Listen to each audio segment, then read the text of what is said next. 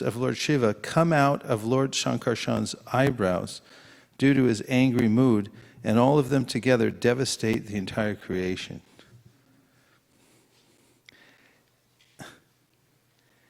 When they misuse this opportunity and do not go back home back to Godhead, Lord Sankarshan becomes angry.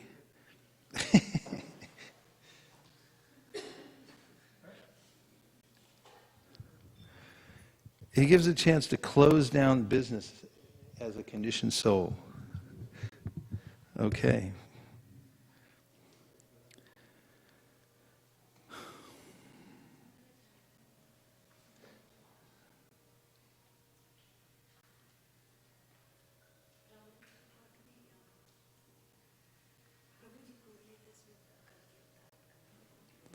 How do we correlate it with the Kalki avatar coming? It's similar. Yes. Sundarananda Prabhu.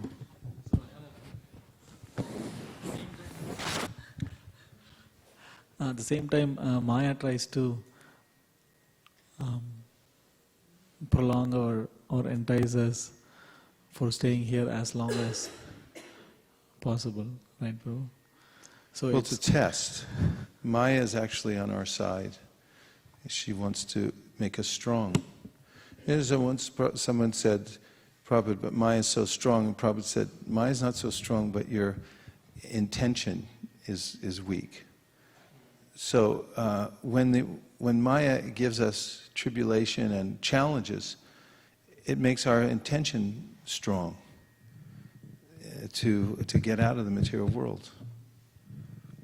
We were just reading today, I was giving class to the Japanese devotees by Skype, and in the purport, is very heavy purport about how all the miseries of the material world, and Prabhupada was indicating that this should be an impetus for us to journey back home, back to Godhead, to leave this world and go back to Godhead. Otherwise, if you get the slightest idea that there's some comfortable situation here, you might think, maybe I won't try so hard. So the heavenly planets are not so favorable for cultivation. So if you have 1,000,000 years to live and an unlimited expense account, how hard are you going to try? You never get sick, particularly never get old either.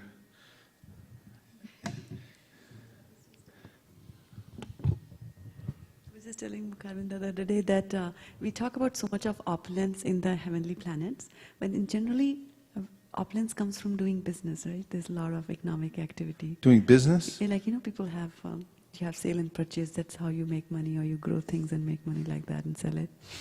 So those kind of activities must also be going on in the heavenly planets. It comes from sukriti, kind of karma one gets. Then one can be qualified to live in the heavenly planets. Special sukriti. So my question was, how do they make the money? They don't make money. Nobody makes money. Money comes as a natural result of one's sukriti. Because some people work hard to make money and they don't make any. And others don't do anything. Looks like they don't even deserve it and they just get it anyway. So it's not a matter of working so hard. It's a matter of pious activities, pious credits that one has, and then it comes automatically. Yes? So on that, Maharaj, on that question on when you said money, it comes automatically, right? Where does one draw the distinction between self-endeavor and leaving it on destiny for the money to get? Because, right, was I able to articulate my question? Yeah, it's a matter of realization, because as one develops faith in the process of hearing and chanting, proportionately one becomes less inclined to work hard in the material world, to accumulate. And at the same time, there's a way in which Krishna, one sees how Krishna is the maintainer and the protector anyway. So it's a matter of realization. And that means that if one is engaged in the process of devotional service and working, then one may come to this realization. It happened for me in a very profound way. That I had a business, and I was going on with my devotional service. I was going on with the service that my spiritual master gave me to distribute and read his books. At the same time, I started a business. Nirkula and I both started our own business, and I was working very hard in my business as well, with an idea that I can do anything. I can be successful in anything, because most of my life, everything worked out really well. And in any case, I put some good energy into my business. And one day, I was sitting talking on the phone to a potential customer. And he was arguing with me. And I was being polite, but I was presenting the logic and forceful arguments one would have to give in order for him to accept my product. And suddenly, right in the middle of the conversation, I had this overwhelming feeling that I'm never going to use another breath or another word after I get off this phone call to promote anything besides the Bhagavatam. No, it was no, I'm not. It came over me. It was some mercy from the momentum of hearing and chanting and the devotional service that I had done before, and I just felt that way. And it wasn't an intellectual exercise. It was a complete feeling that I had, like a realization that came to me. And after I got off the phone, I said, okay, whatever comes through the business, just let it come. I've already pushed it enough. And if there's some momentum from that, fine. I'll do my duty and take care of it, because I had helped set other people up in business in it.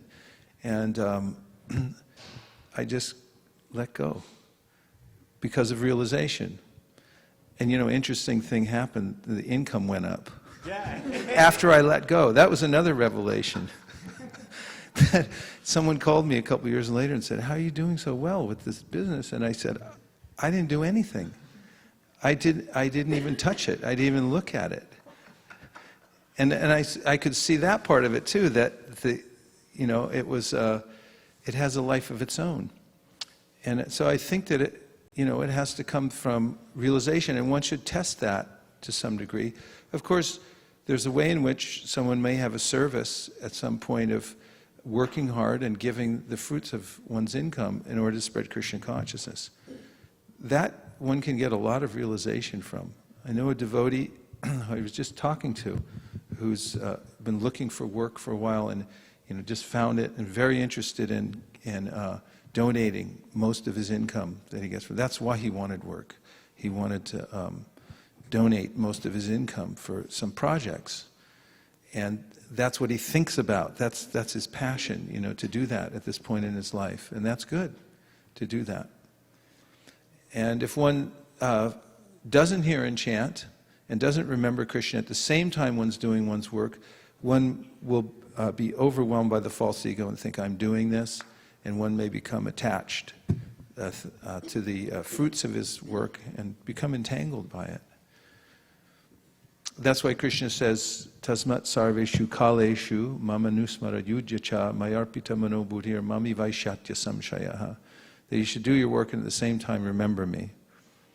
And that means during one's life, as one's performing one's duties to the best of one's ability and goes on hearing and chanting, there'll be a progression of realizations provided by Krishna, so that one can ultimately take full shelter of the direct process of devotional service. Tavat karmana kurvita nanir vidyeta yavata matkata shravanadova shradayavana jayate. It's in the shloka book that one should carefully follow the rules and regulations of the varnashram until one develops complete faith in the process of hearing and chanting. 270? 278. You can have a look at this verse. Tavat karmana kurvita nam nirvidyeta yavata Matkata Shravanadava Shadayava Najayate.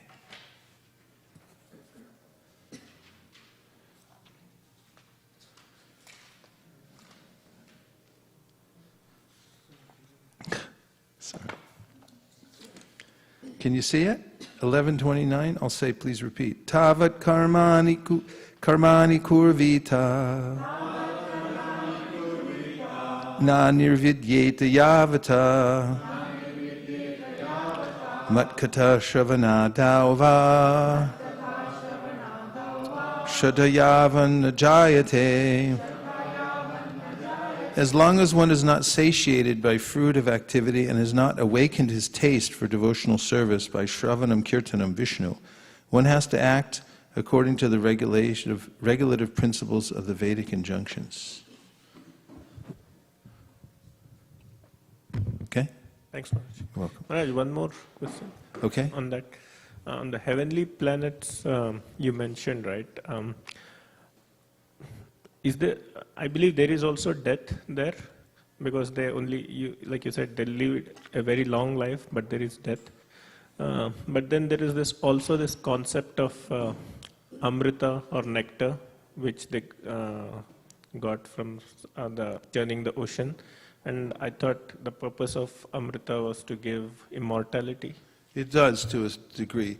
What it means by immortality or amrita is that one lives for so long that practically in any conceivable terms it's almost forever. But no one lives forever in the material world. Even Brahma, at the topmost part of the material universe, eventually the whole thing's wound up. And Brahma has to move on. Most Brahmas, well, many Brahmas, according to their status in life, the pure devotees, they're so close to the border of Vaikuntha, they just cross over. Go back home, back to Godhead. And in those upper planetary systems, you find many great sages. Above the heavenly planets, there are planets which are reserved for the tapasvis, like the Nava-yogendras. The Nava-yogendras that were mentioned in the 11th canto of Srimad Bhagavatam inhabit the very upper planetary systems. There's the 4 Kumaras on Tapolok, and there they engage in meditation. And they're perfected souls, and their meditation is so powerful that the form of God that they think of in their meditation, their bodies actually start to look, they manifest that same form and so forth. And then there are heavenly planets which are lower than that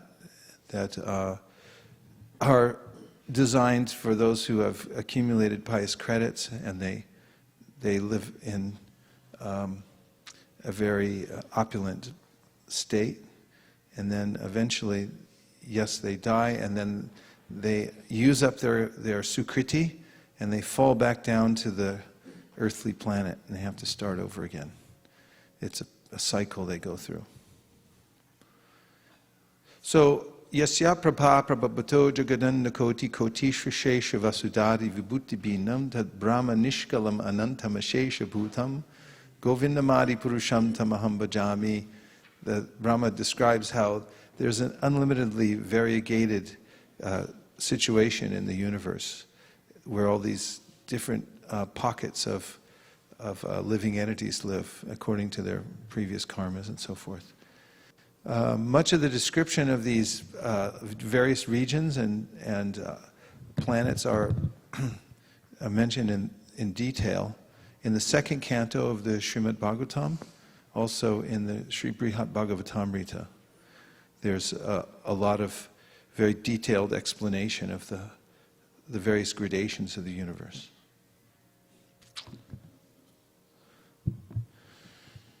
Here's a famous verse, number 86. Did I read 85?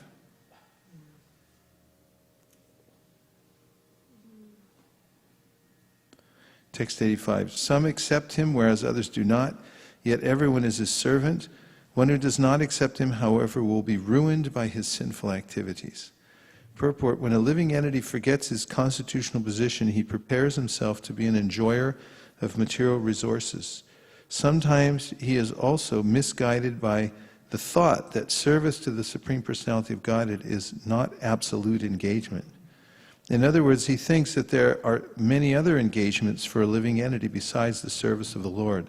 Such a foolish person does not know that in any position he either directly or indirectly engages in activities of service to the Supreme Lord. Actually, if a person does not engage in the service of the Lord, all inauspicious activities encumber him, because service to the Supreme Lord, Lord Caitanya, is the constitutional position of the infinitesimal living entities. Because the living entity is infinitesimal, the allurement of material enjoyment attracts him, and he tries to enjoy matter, forgetting his constitutional position. But when his dormant Krishna consciousness is awakened, he no longer engages in the service of matter, but engages in the service of the Lord. In other words, when one is forgetful of his constitutional position, he appears in the position of the Lord of material nature. Even at the time he remains a servant of the Supreme Lord, but in an unqualified or contaminated state. So for those of you who are online, you can text in at 650-245-7018. 650-245-7018. Text 86. Chaitanya Dasamui, Chaitanya Das, Chaitanya Dasamui, Taradhasera Das. I am a servant of Lord Caitanya, a servant of Lord Caitanya. I am a servant of Lord Caitanya and a servant of his servants.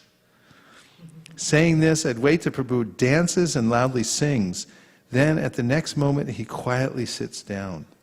The source of the sentiment of servitude is indeed Lord Balaram. The plenary expansions who follow him are all influenced by that ecstasy. Lord Sankarsana, who is one of his incarnations, always considers himself a devotee. Another of his incarnations, Lakshman, who is very beautiful and opulent, always serves Lord Ram. The Vishnu who lies on the causal ocean is an incarnation of Lord Sankarsana, and accordingly the emotion of being a devotee is always present in his heart. Advaita Acharya is a separate expansion of him. He always engages in devotional service with his thoughts, words, and actions. By his words he declares, I am a servant of Lord Caitanya. Thus with his mind he always thinks, I am his devotee. With his body he worshipped the Lord by offering Ganges water and tulsi leaves, and by preaching devotional service he delivered the entire universe. Shesha Shankarshana, who holds all the planets on his heads, expands himself in different bodies to render service to Lord Krishna. These are all incarnations of Lord Krishna, yet we always find that they act as devotees. The scriptures call them incarnations as devotees, Bhakta Avatar. The position of being such an incarnation is above all others. Purport: the Supreme Personality of Godhead appears in different incarnations, but his appearance in the role of a devotee is more beneficial to the conditioned souls than the other incarnations, with all their opulences. Sometimes the conditioned soul is bewildered when he tries to understand the incarnation of Godhead with full opulence. Lord Krishna appeared and performed many uncommon activities, and some materialists misunderstood him. But in his appearance as Lord Caitanya, he did not show much of his opulences, and therefore fewer conditioned souls were bewildered. Misunderstanding the Lord, many fools consider themselves incarnations of the Supreme Personality of Godhead, but the result is that after leaving the material body, they enter the species of jackals. Persons who cannot understand the real significance of an incarnation must attain such lower species of life as punishment. Conditioned souls who are puffed up by false egoism and who try to become one with the Supreme Lord become Mayavadis. Text 98. Lord Krishna is the source of all incarnations, and all others are his parts and partial incarnations. We find that the whole and the part behave as superior and inferior. The source of all incarnations has the emotions of a superior when he considers himself the master, and he has the emotions of an inferior when he considers himself a devotee. Purport: a fraction of a particular thing is called a part, and that from which that fraction is distinguished is called the whole. Therefore the fraction or part is included within the whole. The Lord is the whole, and the devotee is the part or fractional part. That is the relationship between the Lord and the devotee. There are also gradations of devotees who are calculated as greater or lesser. When a devotee is great, he is called Prabhu, and when he is lesser, he is called Bhakta, or a devotee. The supreme whole is Krishna, and Baladev and all Vishnu incarnations are his fractions.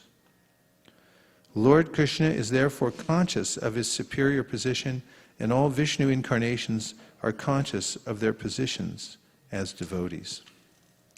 The position of being a devotee is higher than that of equality with Lord Krishna, for the devotees are dearer to Lord Krishna than his own self. Purport: the conception of oneness with the Supreme Personality of Godhead is inferior to that of eternal service to the Lord, because Lord Krishna is more affectionate to devotees than to his personal self. In Srimad Bhagavatam 9.468, the Lord clearly says, Sadhavo hridayam mahyam sadhunam hridayam tvaham maranyate najananti naham tebyo managapi. The devotees are my heart, and I am the heart of my devotees. My devotees do not know anyone but me. Similarly, I do not know anyone but my devotees. This is the intimate relationship between the Lord and his devotees. Atma hoite Krishna bhakte bhada kari mane ihate bahuta shastra bachana pramane. Lord Krishna considers his devotees greater than himself.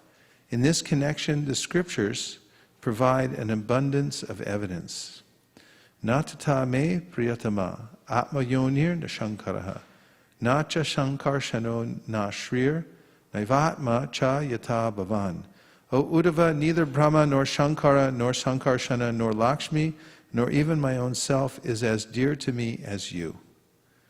Purport: this text is from Srimad Bhagavatam 11:14-15. Text number 103. The sweetness of Lord Krishna is not to be tasted by those who consider themselves equal to Krishna. It is to be tasted only through the sentiment of servitude. This conclusion of the revealed scriptures is also the realization of experienced devotees. Fools and rascals, however, cannot understand the opulence of devotional emotions. This conclusion of the revealed scriptures is also the realization of experienced devotees. Fools and rascals, however, cannot understand the opulence of devotional emotions. Purport: when a person is liberated in the sarupya form of liberation, having a spiritual form exactly like Vishnu, it is not possible for him to relish the relationship of Krishna's personal associates in their exchanges of mellows.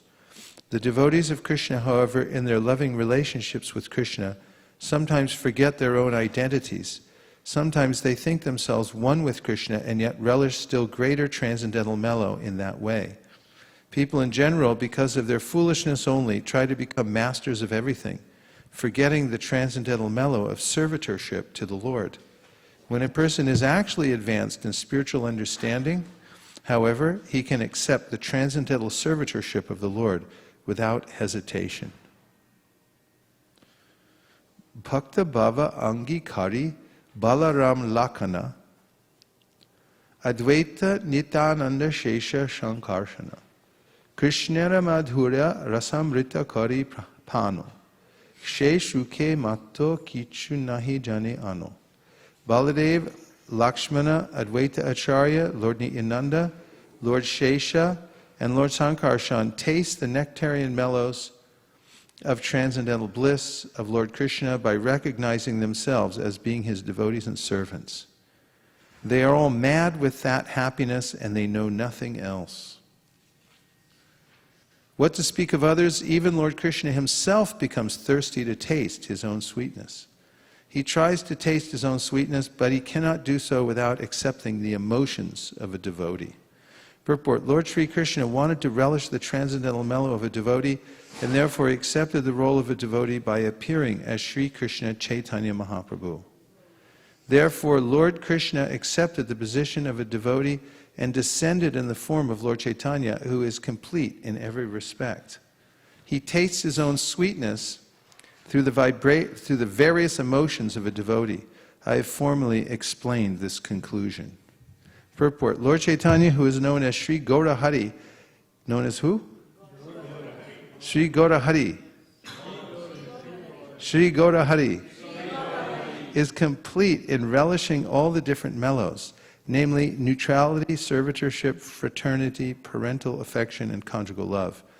By accepting the ecstasy of different grades of devotees, he is complete in relishing all the mellows of these relationships. Text 111. All the incarnations are entitled to the emotions of devotees. There is no higher bliss than this. Purport: all the different incarnations of Lord Vishnu have the right to play the roles of servitors of Lord Krishna by descending as devotees. When an incarnation gives up the understanding of his godhood and plays the part of a servitor, he enjoys a greater taste of transcendental mellows than when he plays the part of the Supreme Personality of Godhead.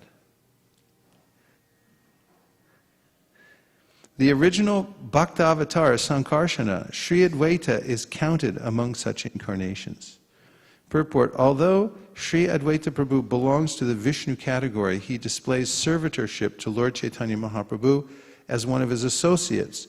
When Lord Vishnu appears as a servitor, he is called an incarnation of a devotee of Lord Krishna.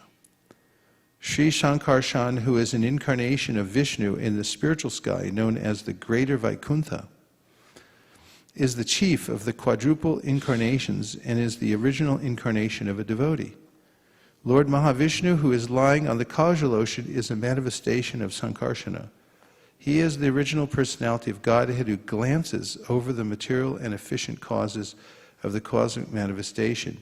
Advaita Prabhu is accepted as an incarnation of Mahavishnu. All the plenary manifestations of Sankarshan are indirect expansions of Lord Krishna. That consideration also makes Advaita Prabhu an eternal servitor of Gaura Krishna. Of who? Therefore, he is accepted as a devotee incarnation. Text 113. The glories of Sri Advaita Acharya are boundless, for his sincere vibrations brought about Lord Chaitanya's descent upon this earth. He liberated the universe by preaching Sankirtan. Thus the people of the world receive the treasure of love of Godhead through the mercy of Sri Advaita. Trishab. Hare Krishna, Prabhu. Hari Hari, Gaura Hari. Gaura Hari. Prabhu, I have a question about Lord Caitanya. And he's accepted to be the Supreme Personality of Godhead. But like when Bhoga is offered to him on an Ekadashi day, it's always done using Ekadashi, grains suitable for Ekadashi, like non-grains and all. But when it's offered to Lord Krishna, it's done with full, like even grains can be, like beans and all can be offered. So why is that separation done? Well, there's two modes of worshiping Chaitanya Mahaprabhu. And the residents of Navadvip worship him in the opulence of sort of a prince and so forth. And then when he went off and took sannyas, there's a different mode of worshiping him. And when in the bhav of a devotee, the devotees will worship him with the consideration that he's acting in the role of a devotee and therefore will offer him certain things. And when they're worshiping him in the mode of him being the Supreme Personality of Godhead, then they offer him everything. And Chaitanya Mahaprabhu acted in both ways. Both in opulence, in the Navadvip pastimes, and then as a renunciate. And even in his Navadvip pastimes, he performed the Mahaprakash for 21 hours, where he actually sat on the throne of Vishnu and accepted from the devotees all kinds of worship, and he gave out benedictions and so forth. In fact, at one point, he said, "Bring me something to eat." And so they started bringing him all kinds of foodstuffs, boga, just handing it to him, and he would just eat it, whatever it was, rice, pounds and pounds of rice, and then some Ganga water, and he just drank all the Ganga water. and then gallons and gallons of milk. He drank all the milk, and then whatever food stuff he brought, he just ate it all, and he said, more, like that. So in his mood of as the Supreme Personality of Godhead, he manifested himself. So various devotees, according to their mode of worship, they worship Mahaprabhu variously.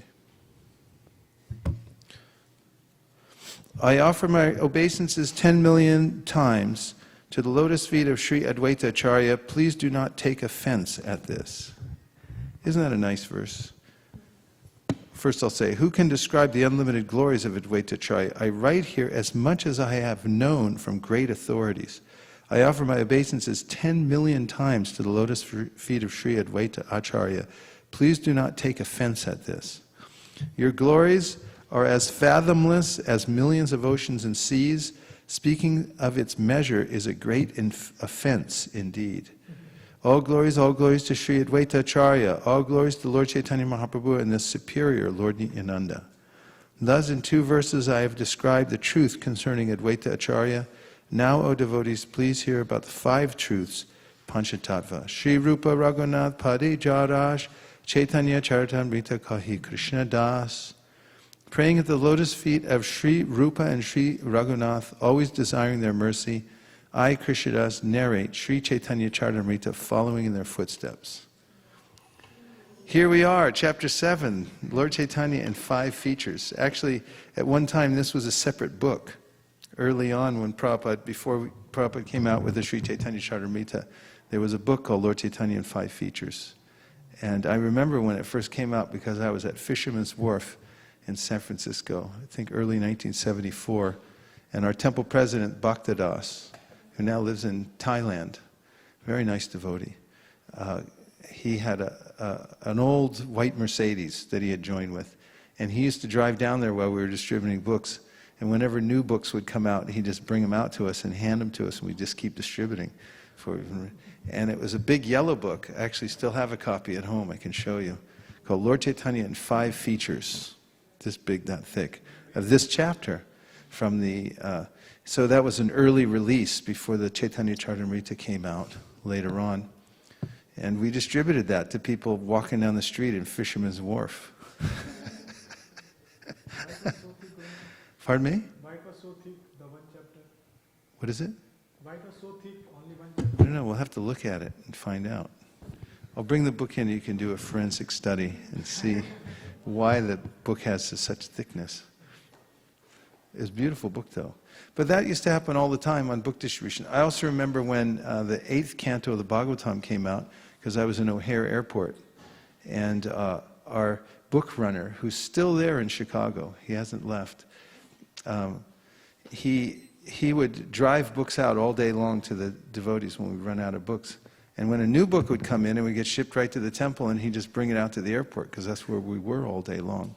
I grew up in an airport, And then he just open the cases and give it to us, and we look at it, and then we just start distributing the book. It was like that. And canto by canto, they came out regularly as Prabhupada finished it, and then it would get published, and just bring it out and hand it over. And imagine somebody just walking through, and they get an 8th canto of the Bhagavatam. Yes? Vital? Maharaj, I was wondering that when we go for book distribution, and many times we come across Indians, and even to them to explain about Chaitanya Charitamrita or Lord Chaitanya is kind of difficult. So I was wondering how glorious your service was, that actually you were distributing this in 1974, where there had hardly been very few Indians to people in Western bodies. So I was wondering how glorious, and was thinking how you were even attracting people's attention and what you were saying to them. Can you share a bit, if it's not off? Well, one thing is we used to sell a lot of Krishna books. And one thing that helped us a lot was George Harrison was so popular. And he had paid for the first edition of the Krishna book, and he also wrote the introduction to it, and he signed it, and it said Apple. So that was the biggest thing ever. I mean, the Beatles were huge, and they still are to some degree. I mean, even young people today, are interested in the Beatles and so forth, but back then it was as good as gold. And actually, sometimes we would take those pictures, that picture of an apple, and we would cut it out and we made it into badges. And we'd walk around and we'd say, yeah, Apple Records, we're with Apple Records, which was rather silly because, we're walking around a parking lot with a stocking cap on because, we had shaved up. And so, but we'd present a lot of times that this is a book that George Harrison helped us print. And in the early days, in the early 70s, people were, there was still the counterculture was very prevalent. And I remember Kesha Bharti Maharaj and I used to go out to San Francisco Airport before it was even legal to distribute there, and we'd sneak around. And his method was he would sit down next to somebody, and then he'd say, hey, how you doing? And they say, all right. And he'd say, you want to see something far out? And they say, what? And he say, no, this is really far out. Do you want to see something really far out? And they go, well, what is it? And you go, check this out. And he'd pull out the Krishna book and hand it to them and say, look at this. This will blow your mind.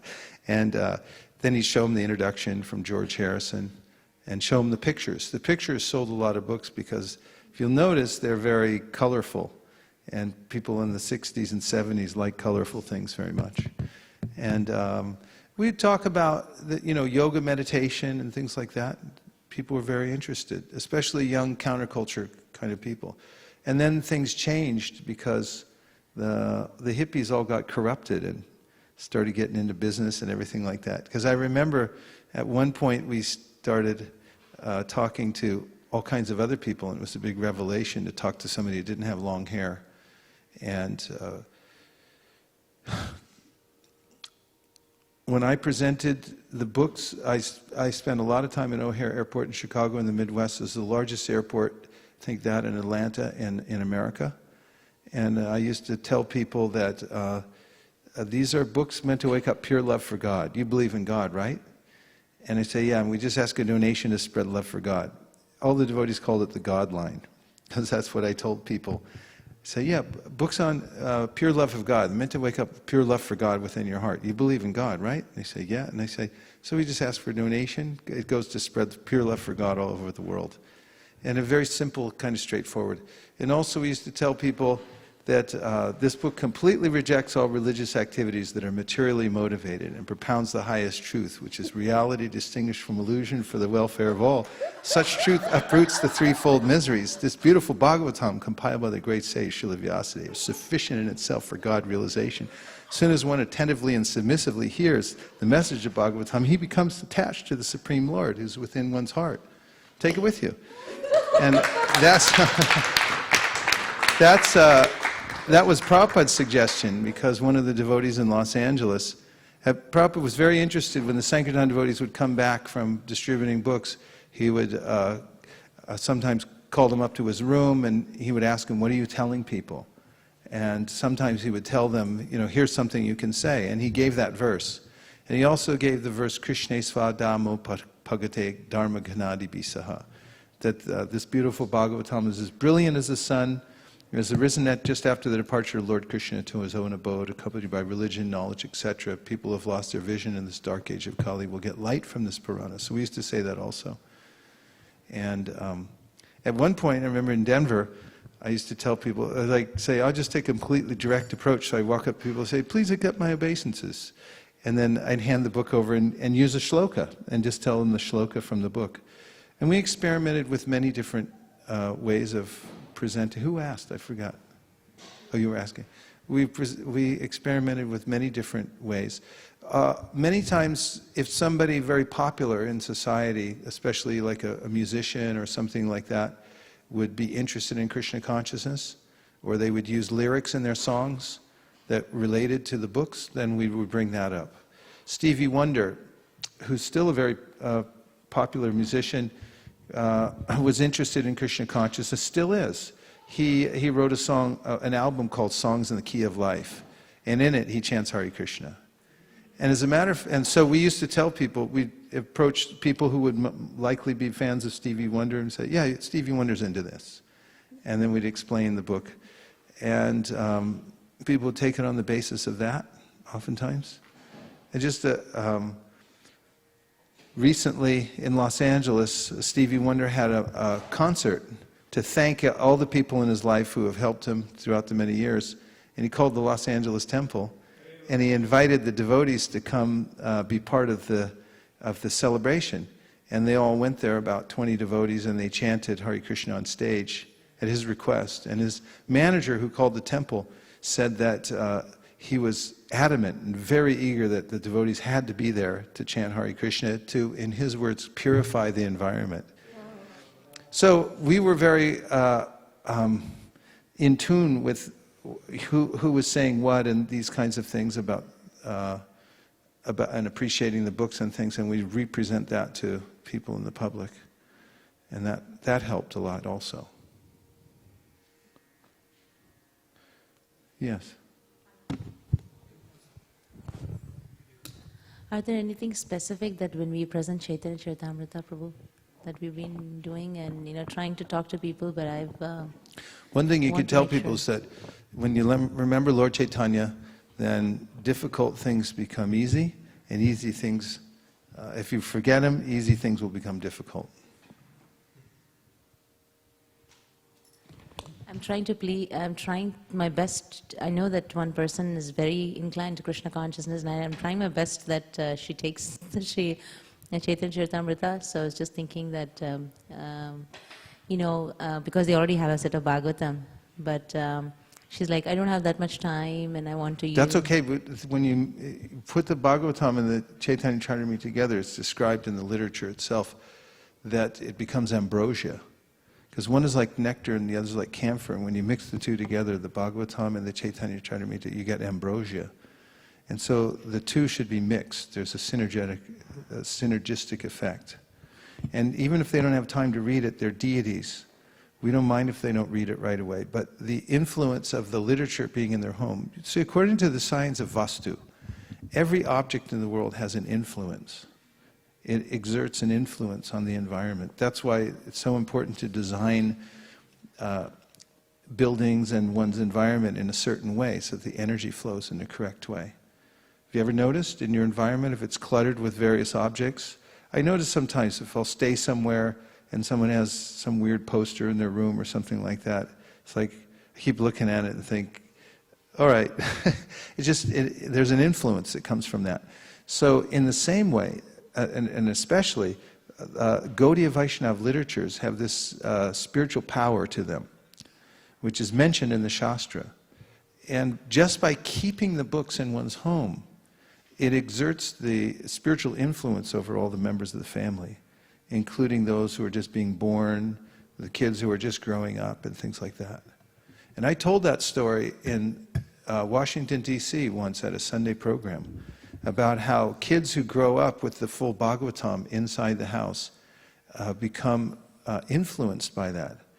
And after the program, this young man came up to me who was born in a devotee family and who had the Bhagavatam set right outside his room where he grew up. He told me his story. He said, everything you said in there was true, and I'm a personal testimony of this. And he said, testament to this. He said that I grew up in Krishna consciousness, and at a certain point, I turned away from it. I gave it up completely. He said, not only did I give up, I became very bad. He said, I broke all the principles and became actually addicted to drugs. And he said, I became so devoted to drugs that actually, he said, I had an overdose. And I died. And I left my body. And they were trying to revive me. I'd stopped breathing and everything like that. And luckily somebody was there and they were reviving and with adrenaline and all kinds of stuff, what they do for drug addicts. And he said, while I had left my body, I had this vision of the first canto of the Srimad Bhagavatam that I used to see every day when I was walking into my room growing up. He said it just came to me in such a clear way, the front cover of the Srimad Bhagavatam. And he said, I was sitting there and realizing I'm out of my body, I left my body behind, and he became encouraged by seeing. It was like he was lost in this abyss, practically. And when he saw the cover of the Bhagavatam, he said, then he knew he was protected, and Krishna had appeared. And then he came back into his body, and then he surrendered. He gave up everything. He gave up drugs, and by the time I met him in Washington, D.C., he was aspiring for initiation from a guru and was chanting 16 rounds, and he was traveling with the devotees who do the Rath Yatra. They set it up and everything like that. But he said that's a true story. That's what happened to me. And so it's a matter of, it's not just a matter of, I'll read this, I won't read this. It's a matter of understanding what these literatures are. It's where the eternal meets the temporal, this paper and ink.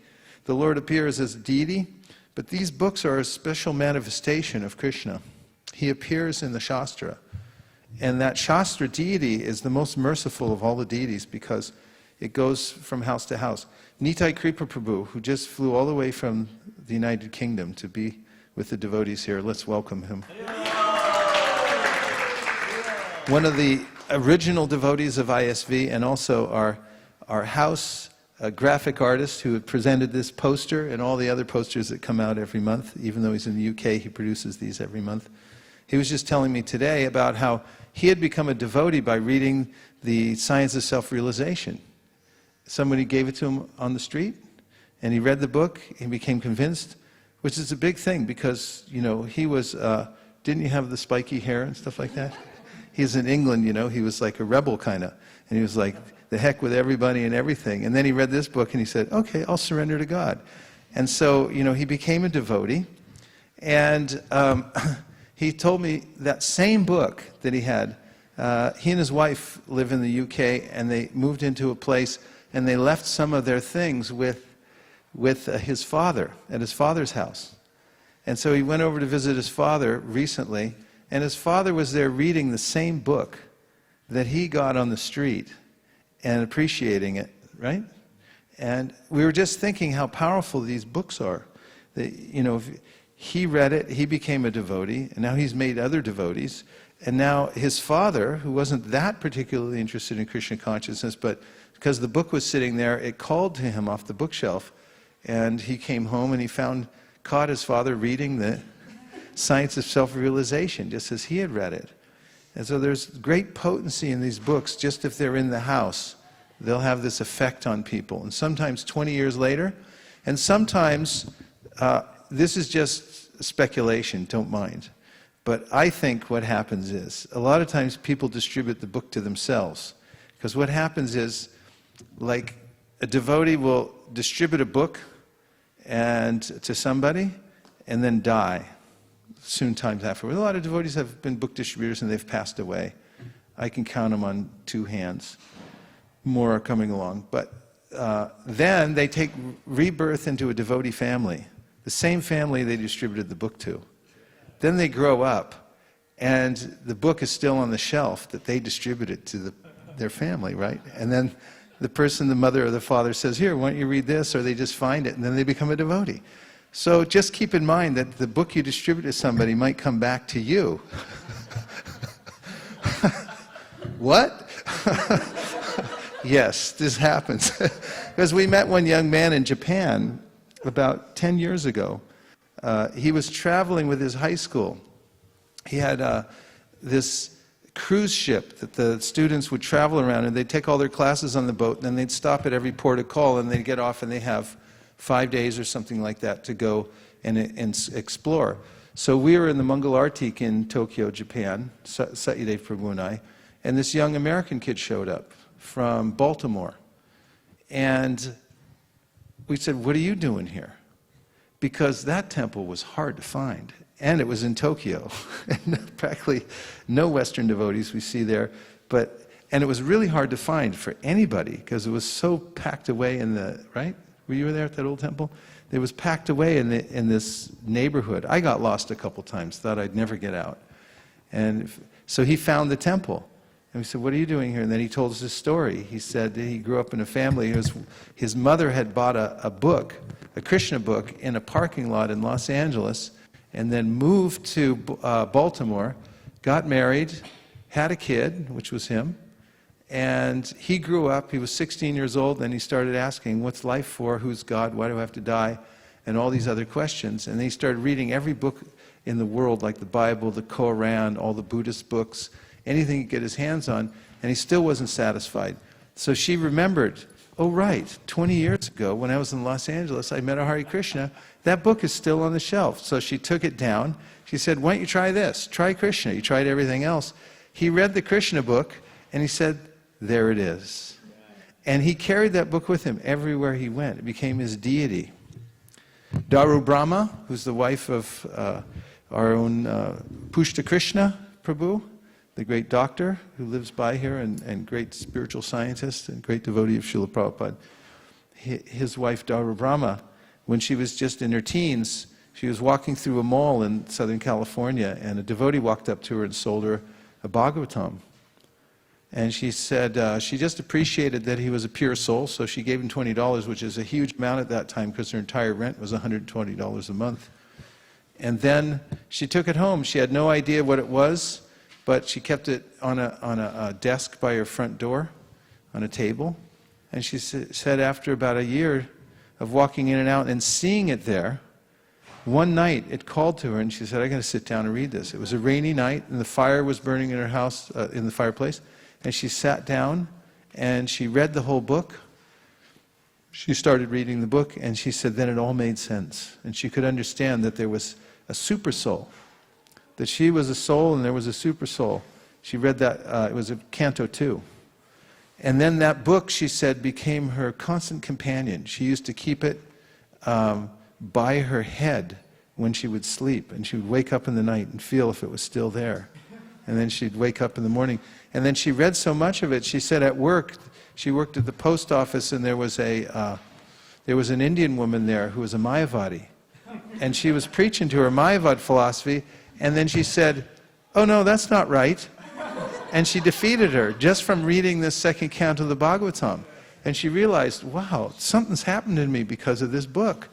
And then she met two devotees and matched up because she saw these little posters that they were advertising these little sessions they were having, and she saw the picture of Krishna and she realized it was the same picture in the book. So she went to see these devotees and they said, oh yeah, this is the practice of devotional service. It comes from this book. And one thing led to another. She went to Los Angeles, she met all the devotees there, then she met Srila Prabhupada, she got initiated, and she's been chanting her whole life.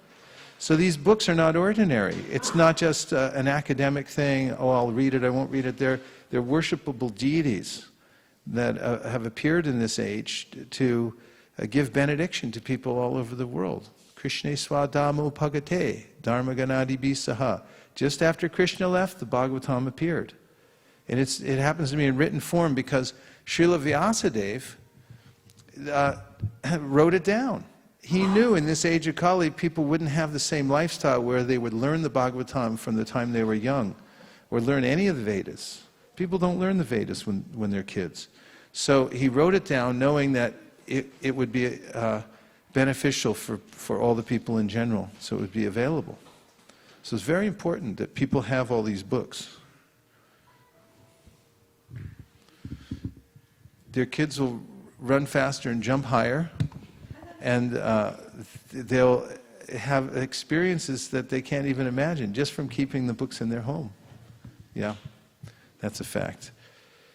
Okay, so the text-in number is 650-245-7018. We're waiting for your text. Text in and say Hari Bol, Hari Krishna, or Sri Gora Hari, one of those three. And if you have a question or a comment, you can throw that in too.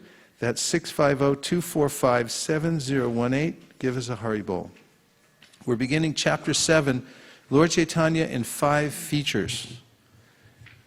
Agatyeka gatim natva hinartadika sadakam Sri Caitanyam likyatesya prema bhakti vadanyata. Let me first offer my respectful obeisances unto Lord Caitanya Mahaprabhu, who is the ultimate goal of life for one bereft of all possessions in this material world, and is the only meaning for one advancing in spiritual life. Thus, let me write about his magnanimous contribution of devotional service in love of God. Purport, a person in the... Can somebody... Is it warm in here? There's no reason for it to be warm. We have an air conditioner. Could we turn it down just a degree or two?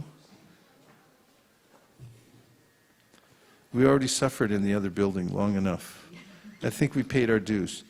Purport, a person in the conditioned stage of material existence is in an atmosphere of helplessness. But the conditioned soul, under the illusion of Maya or the external energy, thinks that he is completely protected by his country, society, friendship, and love, not knowing that at the time of death, none of these can save him. The laws of material nature are so strong that none of our material possessions can save us from the cruel hands of death. In the Bhagavad Gita 13.9, it is stated, Janma mrityu jara vyadhi tukadoshan udarshanam. One who is actually advancing must always consider the four principles of miserable life, namely birth, death, old age, and disease. One cannot be saved from all these miseries unless he takes shelter of the lotus feet of the Lord. Sri Caitanya Mahaprabhu is therefore the only shelter for all conditioned souls. An intelligent person, therefore, does not put his faith in any material possessions, but completely takes shelter of the lotus feet of the Lord. Such a person is called a kinchana, or one who does not possess anything in this material world. The Supreme Personality of Godhead is also known as Kinchana Gochara, for he can be achieved by a person who does not put his faith in material possessions. Therefore, for the fully surrendered soul who has no material possessions on which to depend, Lord Sri Caitanya Mahaprabhu is the only shelter. Everyone depends on dharma, religiosity, artha, economic development, kama, sense gratification, and ultimately moksha, salvation.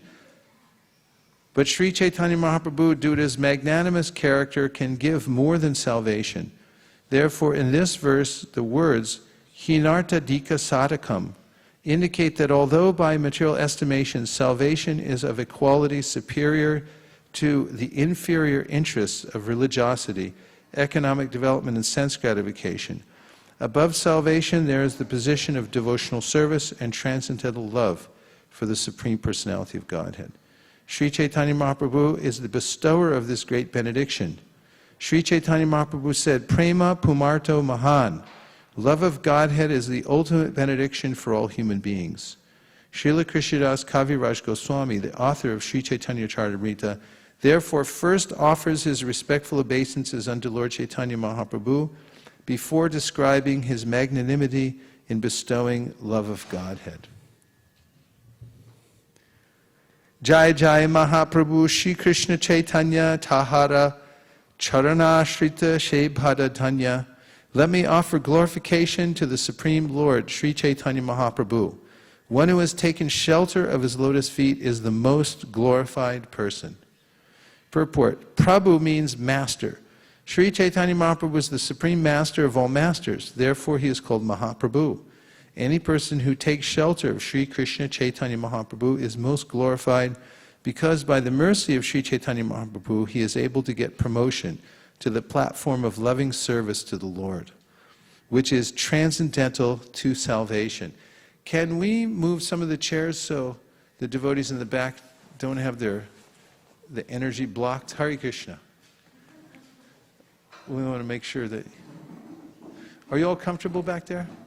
Okay?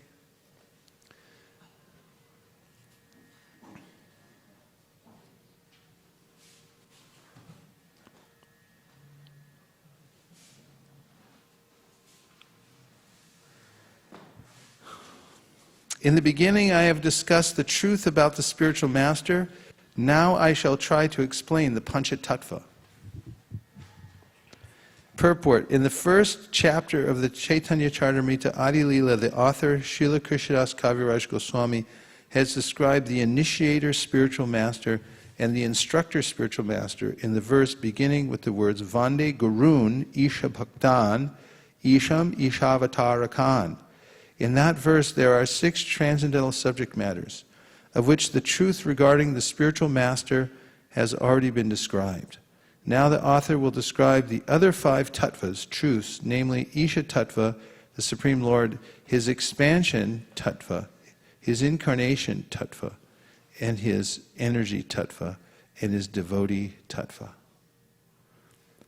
Pancha tattva avatirna chaitanyara shange, pancha tatto laya karena shankirtana range.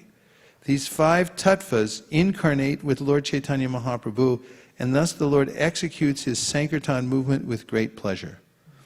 Purport in Srimad Bhagavatam 11.532, there is the following statement regarding Sri Chaitanya Mahaprabhu. Krishna Varnam Tusha Krishnam Sangopangashtra Parshadam Jagnai Sankirtana Prayera Jajantihi Sumedasaha. In the age of Kali, people who are endowed with sufficient intelligence will worship the Lord, who is accompanied by his associates by performance of the Sankirtan Yajna. Sri Chaitanya Mahaprabhu is always accompanied by his plenary expansion, Sri Nityananda Prabhu, his incarnation, Sri Advaita Prabhu, his internal potency, Sri Gadadhar Prabhu, and his marginal potency, Srivas Prabhu. He is in the midst of them as the Supreme Personality of Godhead. One should know that Sri Chaitanya Mahaprabhu is always accompanied by these other tattvas. Therefore, our obeisances to Sri Chaitanya Mahaprabhu are complete when we say Sri Krishna Chaitanya Prabhu Nityananda Sri Advaita Gadadhar Srivasadi Gaur Bhaktivinoda. See, people don't generally know about Chaitanya Mahaprabhu. They know about Krishna, but they don't know about Chaitanya Mahaprabhu. Even when Lord Nityananda went door to door, town to town to preach Krishna consciousness, Chaitanya Mahaprabhu said, go teach people Krishna Mata, Krishna Pita, Krishna Dana Pran. And Nityananda Prabhu went door to door and he told people, chant Gauranga. Remember Gauranga, and so forth. Because he knew that Chaitanya Mahaprabhu was Krishna himself. And actually, those who worship Gauranga Mahaprabhu and Lord Chaitanya Mahaprabhu and Lord Nityananda have very easy access into spiritual life. But it's required, that's why we go around and tell people and give them these authorized literatures so they can come to this point of understanding the tattva, the truth of Sri Chaitanya Mahaprabhu. It doesn't happen automatically. It happens by the mercy of the devotees who go out and spread the information.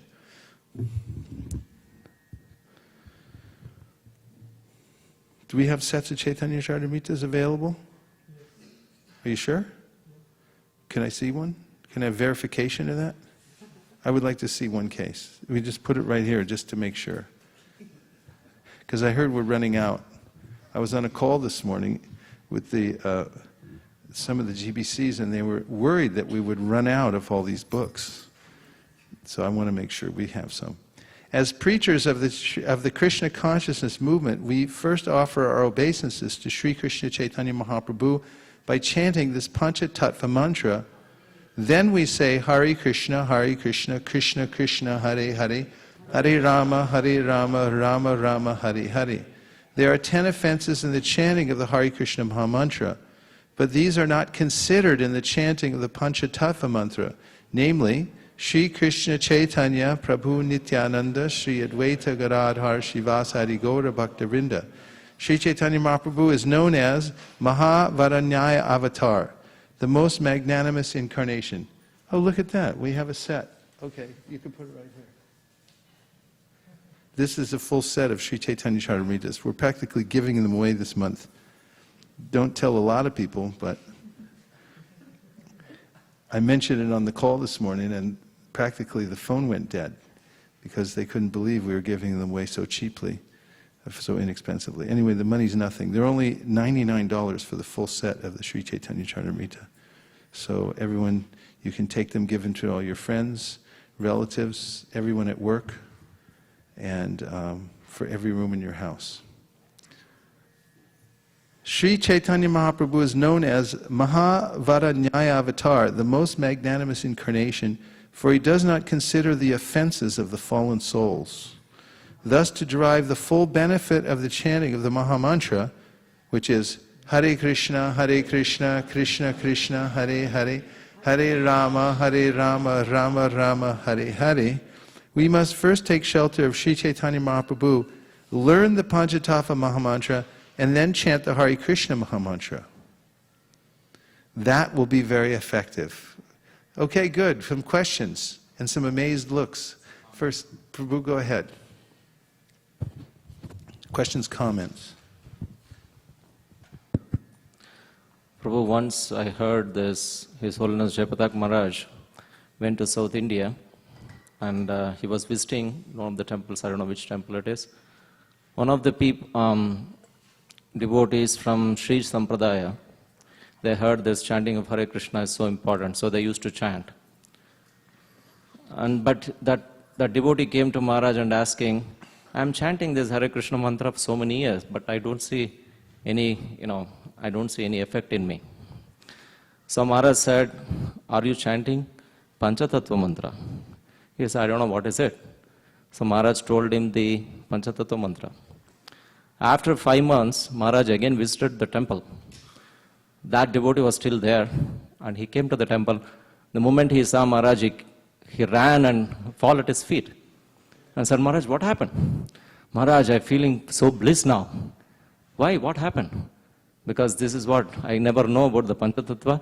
After I chanted Panchatattva, now Hare Krishna, I'm feeling bliss. So thank you so much.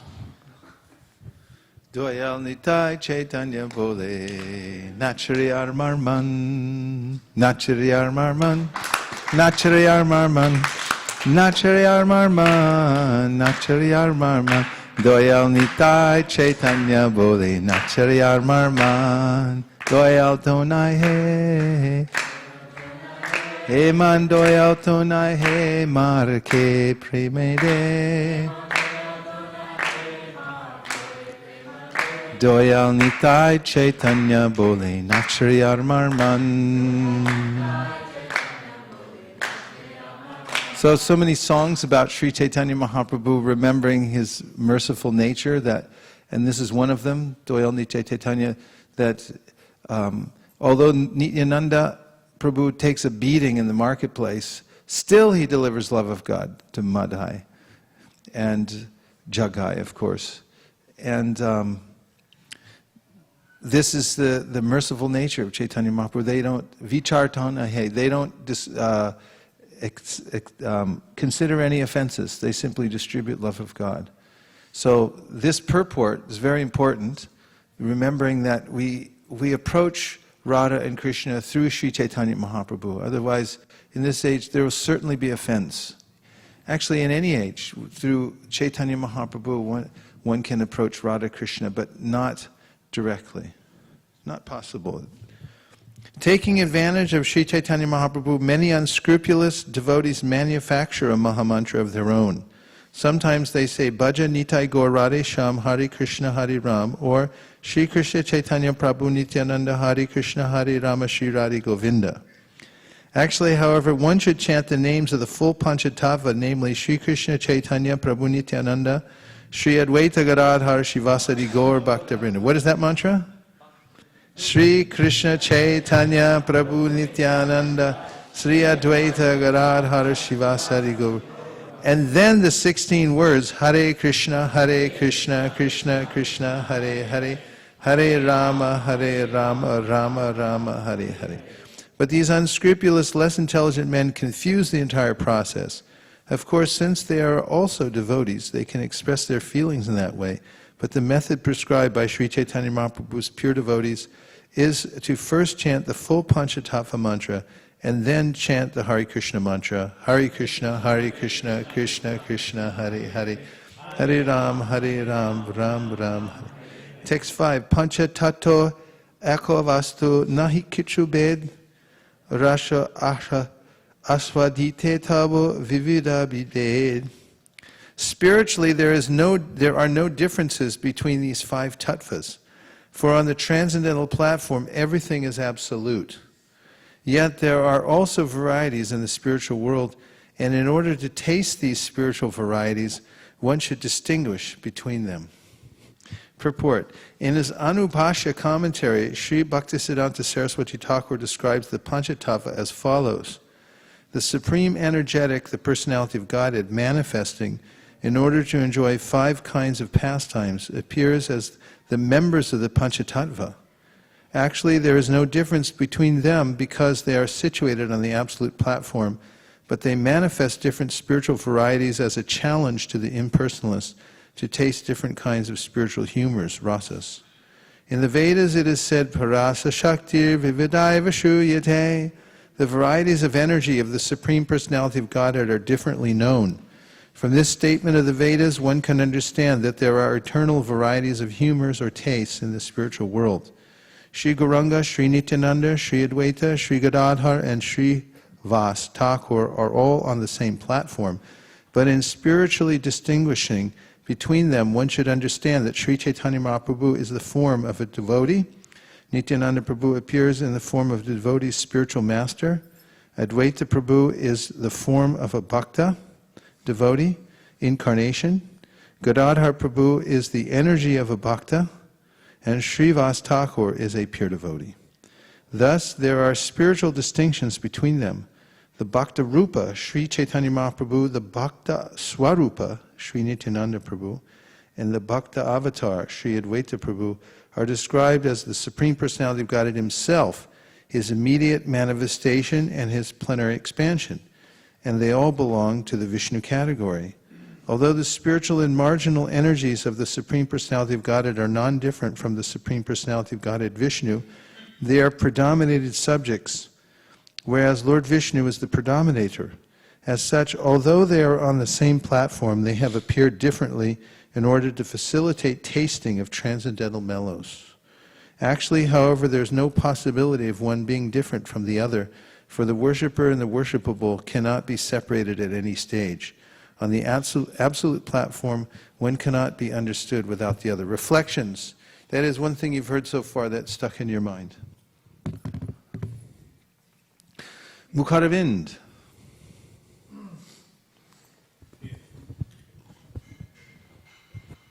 Hare Krishna Guru Maharaj, thank you so much for bringing such a nectar class. And in the starting you told a statement that how these books, like what Prabhupada has given us, it looks like such a big thing, but then you told that if someone decided that yes, and he got some momentum, then within 5 years he can grasp all the books and all the things, whatever is there. It just required that momentum. And I personally found myself that I have never completed this 7th chapter without your reading, and it really gave a momentum. Now I am very confident that I can complete the Chaitanya Charitamrita by your mercy. So it's really, it was very, very truthful. I found it requires momentum, and then once you get it... Yeah, thanks a lot. That's a nice point. Get that spiritual momentum. And it's easier in a group. To hear in a group like this, you feel the energy of all the devotees. And not only that, once you get on once you sort of have, you're motivated towards a certain goal of finishing the book in a certain amount of time and so forth, then you can get some momentum and a taste. And that's very important. Mamchayo vyabhicharena bhakti yogena sevate sagunan samatityaitan brahma bhuyaya kalpate. One has to engage constantly in devotional service, and then one gets enough momentum. It's like a plane taking off from a runway. You're going along, and when there's enough speed, then the nose lifts up, and then the plane comes off the ground. It's amazing, a big metal plane full of people and cargo, and it takes off, goes off the ground.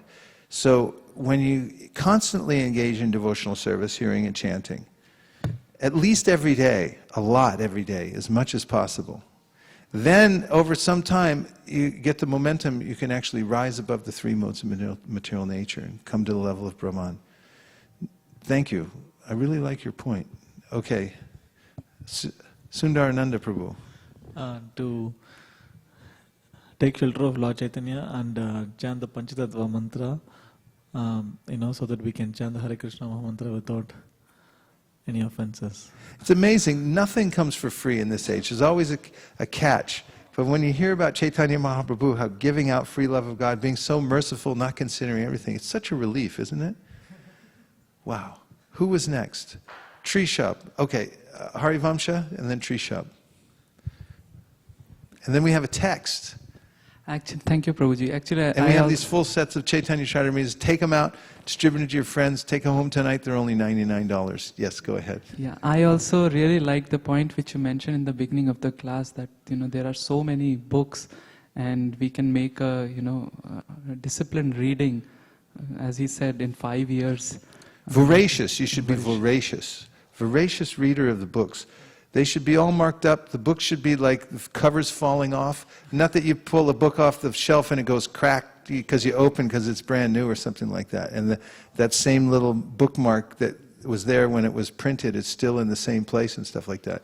They should be like limp from using them so many times that then there's a feeling they're getting in you. You know, the vibration is actually going in. Voracious reading, as much as possible. In all the break time that you have, consume this vibration. Nice points. Thank you very much. Trishab. Thank you, Prabhu, for sharing the glories of books. And I really like the points how the vastu of books is so important. So I want to keep books around me, actually. If something happens, Yeah, load up on books. It's funny, once my friend Divyanga bought a brand new Chevrolet when we were living in St. Louis, which is a slightly bad neighborhood, and because we'd park in the back of the temple, and then a lot of times in the morning the battery from the car would be gone because someone would steal it, so we'd have to lock the hood, you know. But anyway, he was a brand new car. I think his parents gave him money, or he had some from his business, brought a brand new car. And it was the car we went to Sankirtan every day, back and forth. And we had a bunch of stuff in there, and including tape recorders, which were very valuable back then, and our gear and bags and stuff, and the trunk was full of books. And so some kids stole the car, they went on a joyride, scraped it up, the police found it a week later abandoned, and they brought it back. And then we had to do a report for the insurance, and everything was gone. And the radio stripped everything. The only thing left in there was the books. Books were in the trunk, and I was thinking that, only people with great fortune can actually take these books. Who is next? Gandharvika.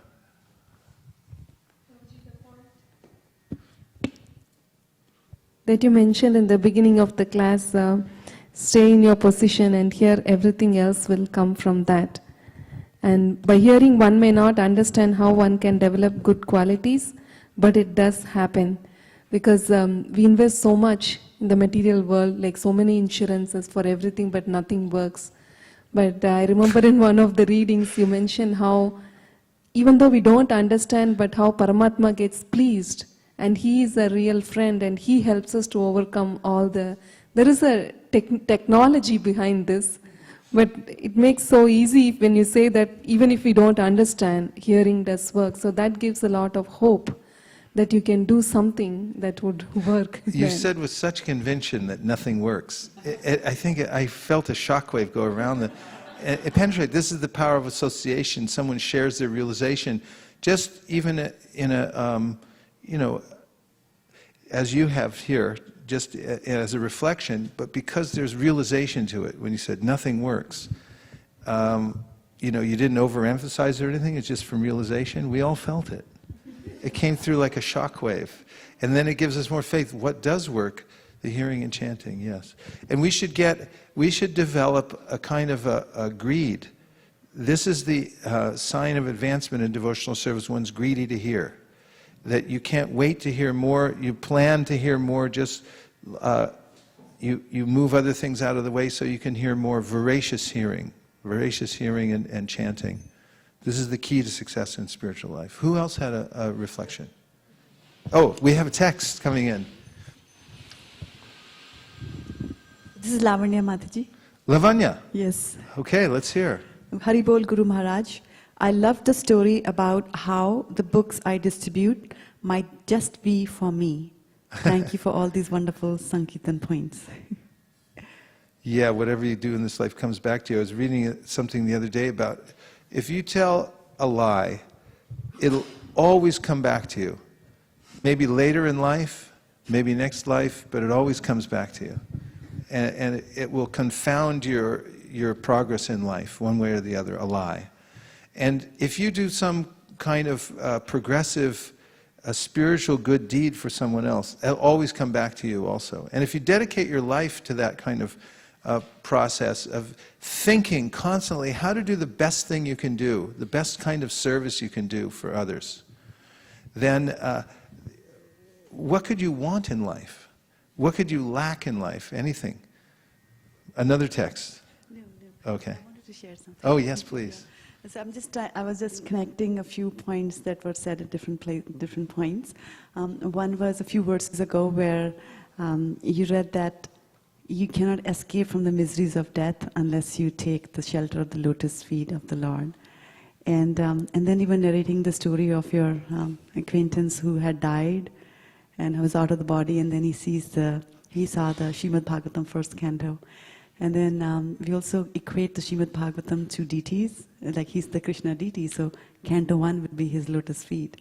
And I was just thinking, how he was dying and the lotus feet appeared, and he got the shelter. Yes. And he got out of death from Yeah. there. Yeah, that was amazing.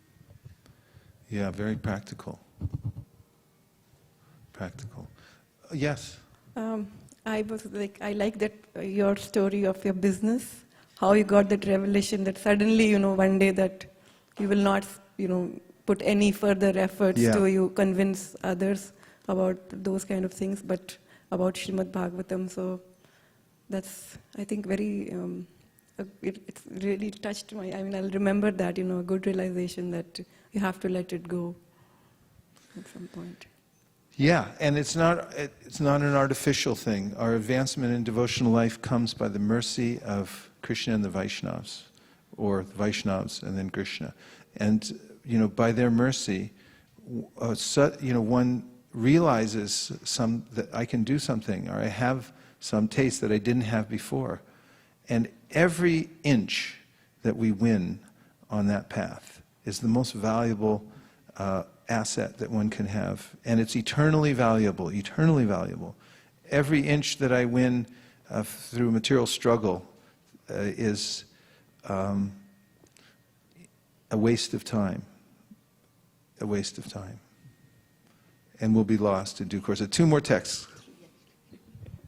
So this one is from Malini Mataji, and she's sharing something which I am sure everybody in the room will agree to.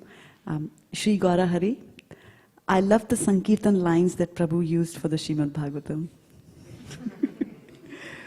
And Jain Sharma Prabhu says, Hare Krishna Maharaj, thanks a lot for the continuous satsang.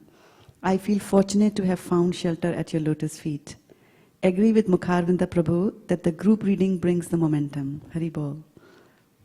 And then our Hansa Priya Mataji, she says, thank you, really appreciate this evening's nectar.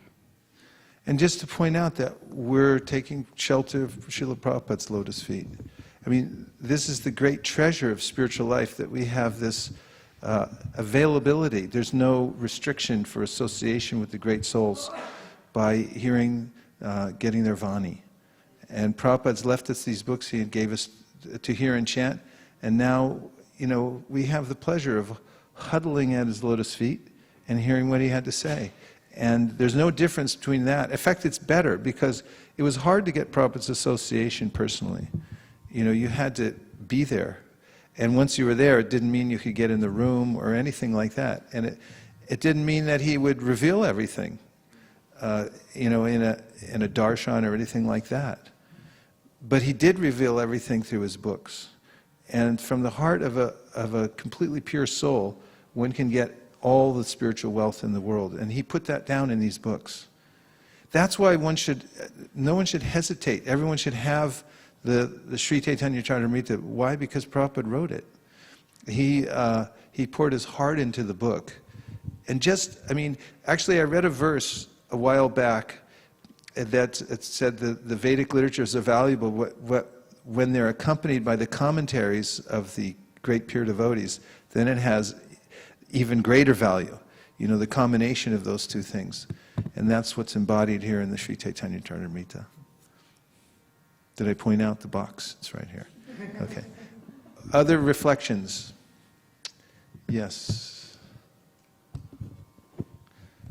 Trishab, then Mukarvind. Prabhu, from your reflection about how you're let go of the work and how you became, you said you'll only promote Srimad Bhagavatam, how it helped you actually even get better in your like not having to worry about your work at all. And so I remembered how it also helped me recently. Like, I was actually had kind of in my office, I I had a good relation with my manager. And then, some time back, like a couple of months back, I became kind of worried, I don't know what kind of review he'll give me. So, that kind of fear kind of got in between my relationship with my manager and kind of creating a distance. And everything that I talked about was, kind of colored by that desire about, whether what I say will give me a good review or not. And, then I thought that, ultimately Krishna gives the review. I mean, it's not my manager.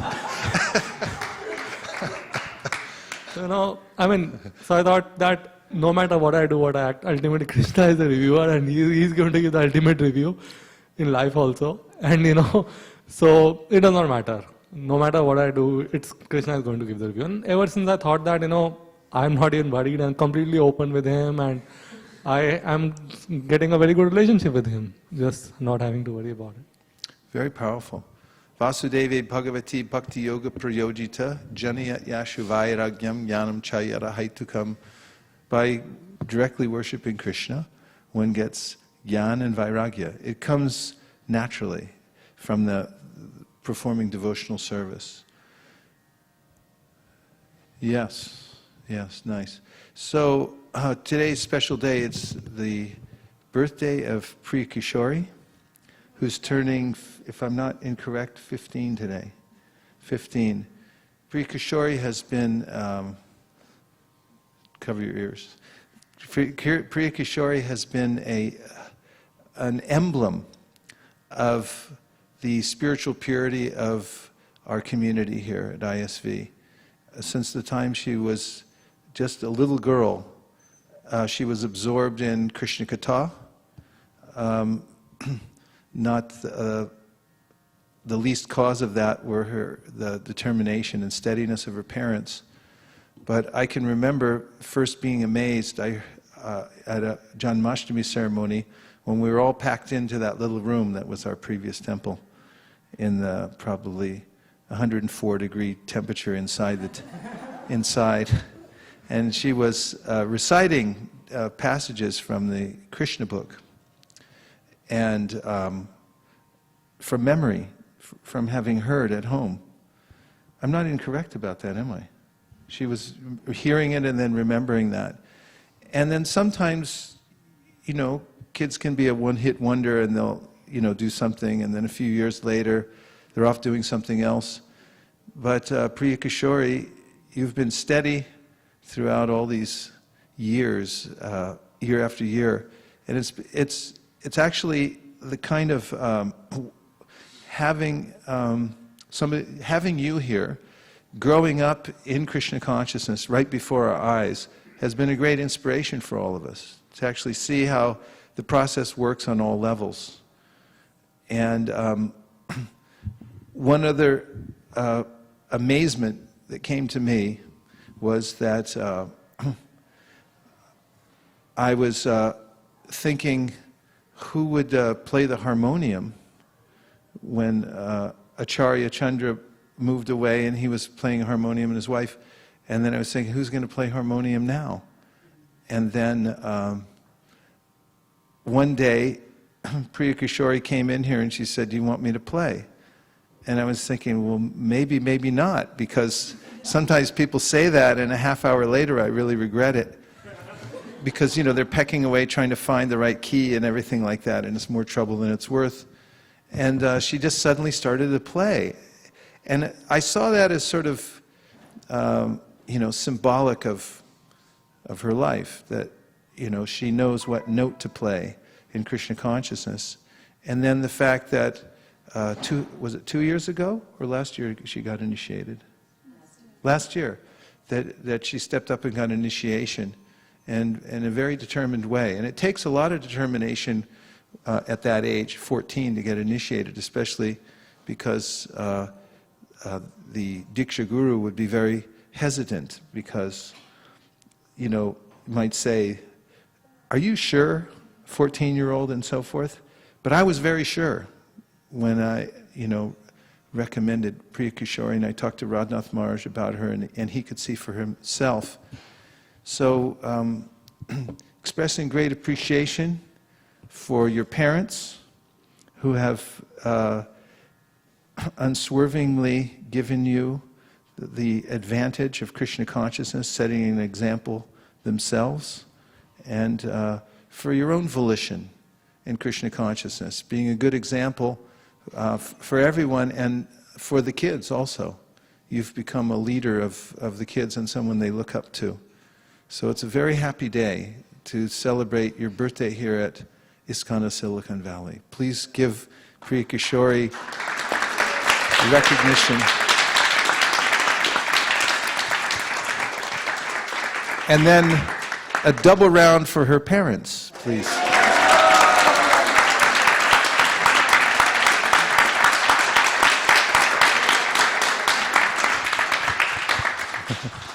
Actually, Prabhu, it's all because of your mercy and association. I think any kid who gets your mercy and attention, I think they can become much more than Priya Kishori. Thank you for inspiring us.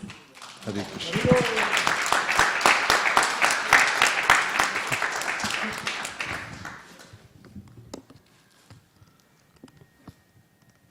We have about 3 minutes left. Yes.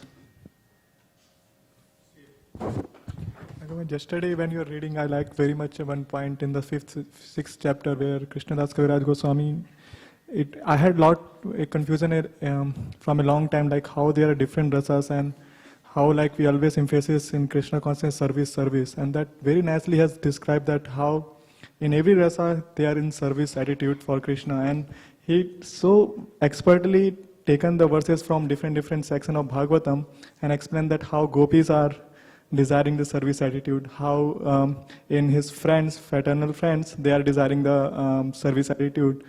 So I was very happy yesterday when I heard that whole topic, that how really service attitude is the main essence in whatever rasa you serve the Krishna, but it's the service attitude that matters. Nice point. Very nice point. Today also you read that the various avatars of Krishna, like Vishnu, etc., when they come down here and they become servitors, they are more happy than they are being the controllers. And I was just thinking, and I was just thinking that when you are being the Ishwaras, and I was just thinking Ishwara is a controller, so when you give up that thing of trying to control and then get into the service mood, that's where we get more happiness there. Yeah, nice points. Now, we're coming up close to the Gaur Purnima, where we're going to offer the results of our Sankirtan. We have a ways to go with our goal to distribute many sets. We have a set goal for the Chaitanya Charitamritas, which is 64 sets of Sri Chaitanya Charitamrita. And we have a little bit to go, a little bit more than a little bit to go. So please tax your brain and think of ways in which to propagate the Sri Chaitanya Charitamrita to others and make it available. There's people all over the planet that may need one, and that will give us something significant to offer to Sri Chaitanya Mahaprabhu on his appearance day. Thank you very much. Sri Chaitanya Mahaprabhu ki jai, Srila Prabhupada ki jai, Go Premanande. And now we'll put away all the books and asanas with great care and attention, but with great speediness at the same time, because our tika is just starting. Thank you, everyone who joined us online. Hare Krishna.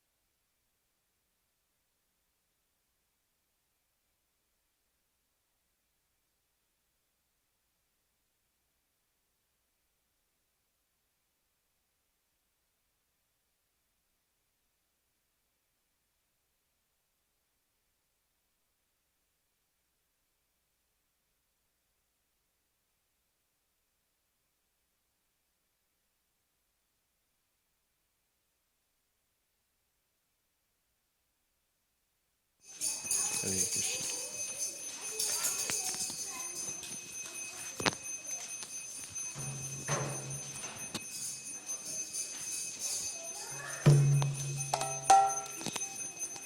Namo Vishnu Padaya Krishna Preshtaya Bhutale Srimate Bhakti Vedanta Swami Iti Namine.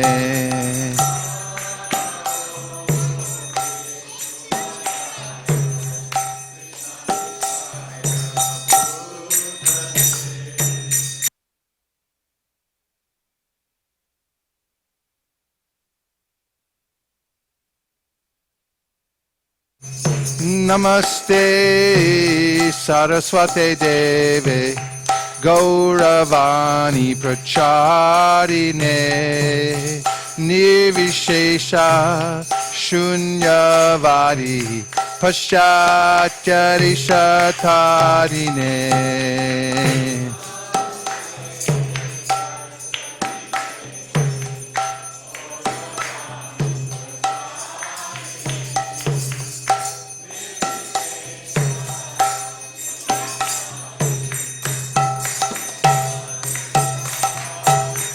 Shiva Jaya Jaya Gaura Chandel Aroti Ko Shobha.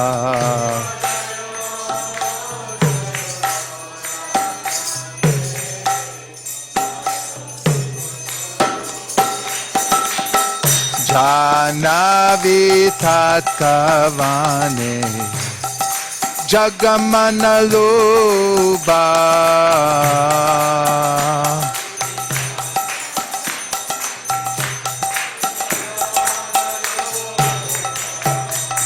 Jagajanamanaluba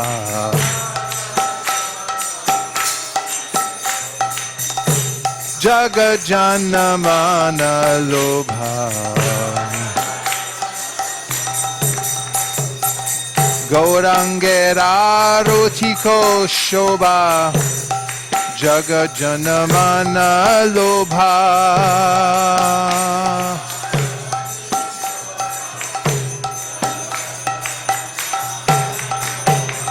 Gaurangera Rotiko Shobha Jagajanamana Lobha.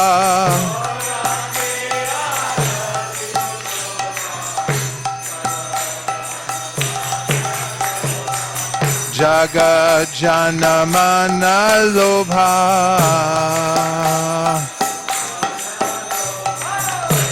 Jagajanamana Lobha. Hari Bol, Hari Bol, Hari Bol, Sai Gaur Hari Bol.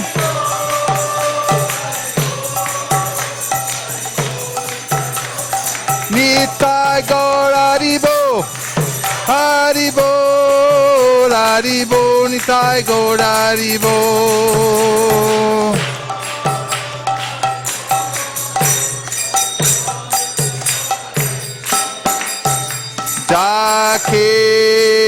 Dakine Nitai Chan, Pamigadadhara.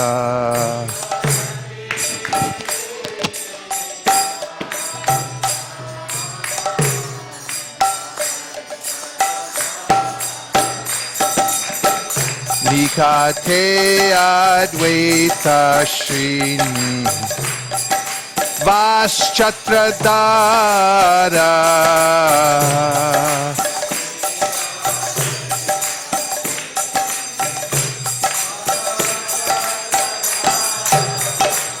Bose Ache Gaurachan Ratna Singhasane.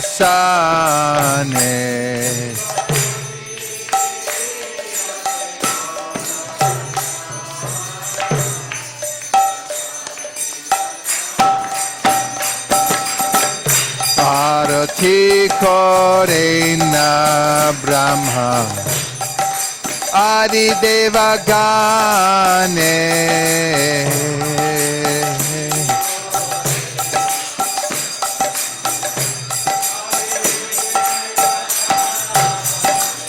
Nara Hari Hari Kori Chamara Dhulaya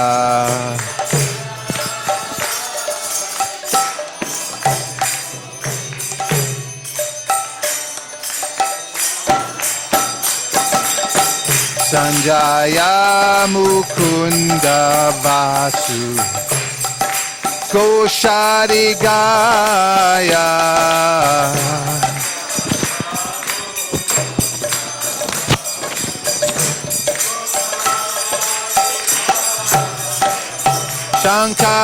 Shanka Baje Ganta Baje Baje Karatala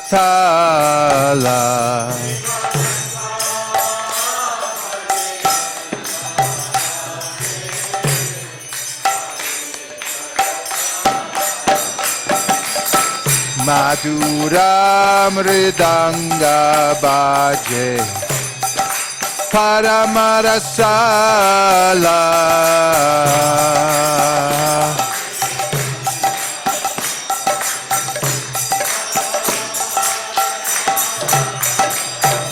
Madhur Madhur Madhur Baje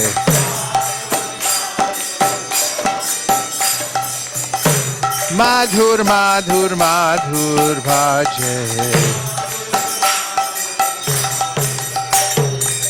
Shanka Baje Ganta Baje Madhur Madhur Madhur Baje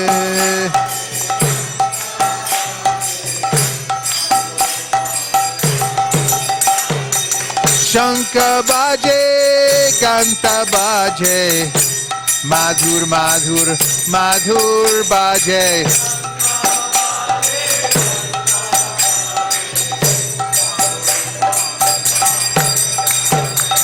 Madhur Madhur Madhur Baje Hey Madhur Madhur Madhur Baje Hari Bol Hari Bol Hari Bol Nitai Gaur Hari Bol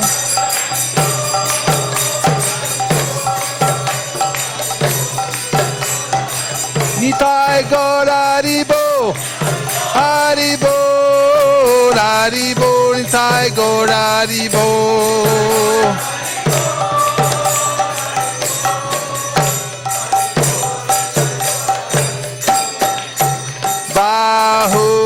Bahu Koti Chandra Jini Vadana Hujala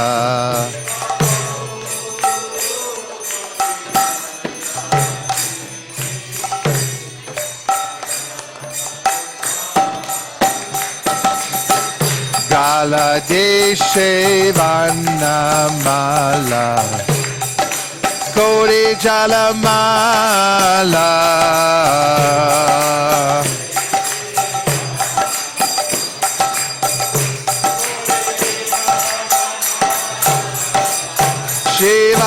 Shiva Shukha Narada Preme Gadagada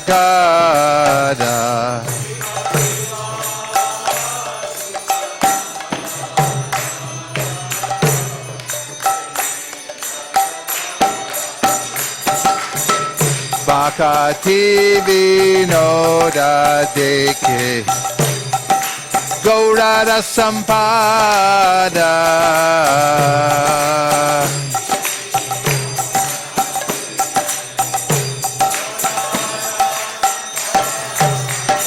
Jai Shri Krishna Chaitanya Prabhu Nityananda Shri Advaita Gadadhar Shivasadi Gaur Bhakta Vrinda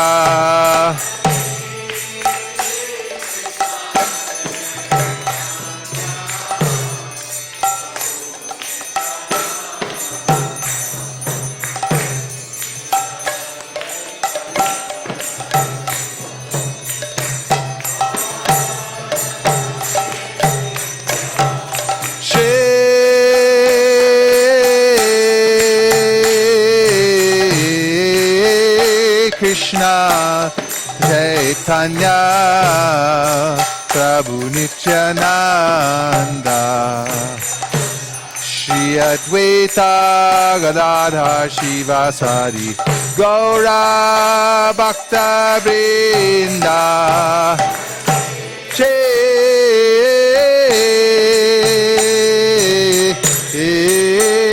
Krishna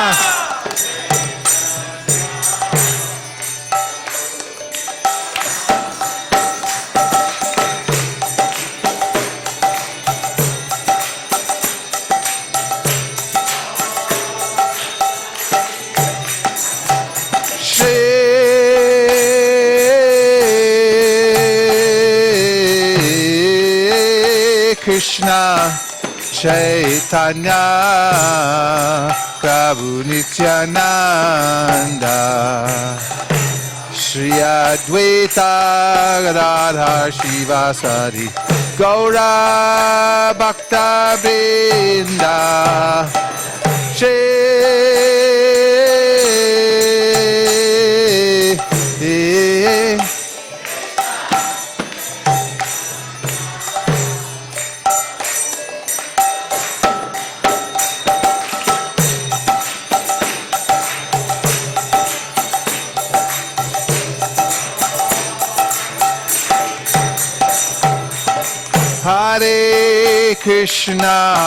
Hare Krishna, Krishna Krishna, Hare Hare, Hare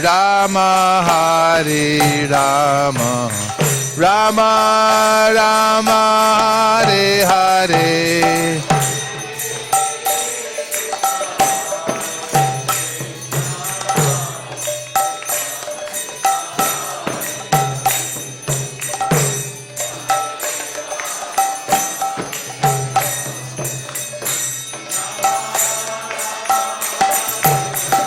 Hare Krishna,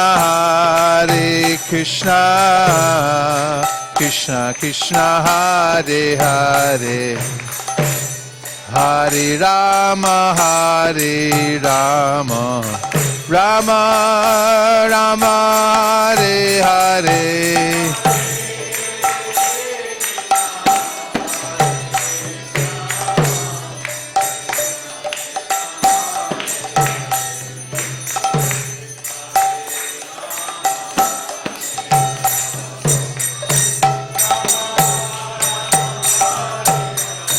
Hare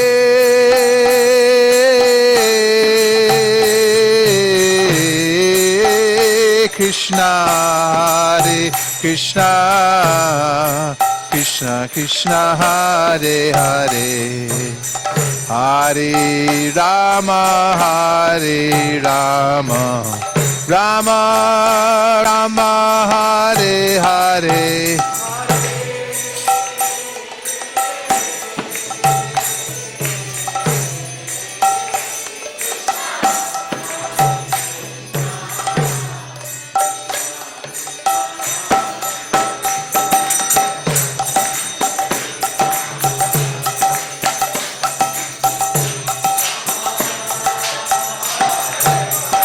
Hare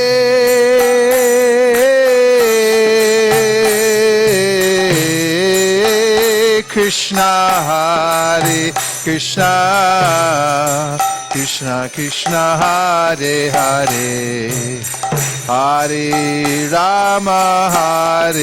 Rama, Rama Rama, Hare Hare.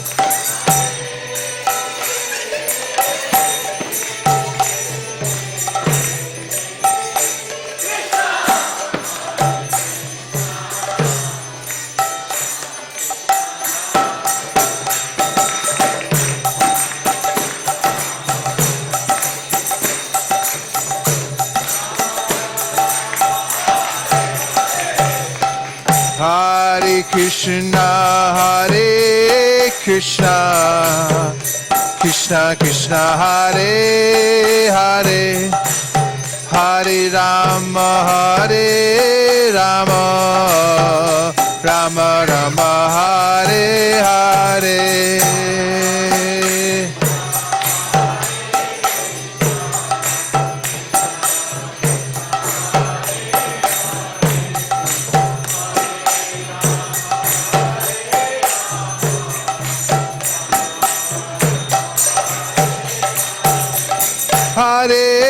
Krishna, Hare Krishna, Krishna Krishna, Hare Hare, Hare Rama, Hare Rama, Rama Rama, Hare Hare.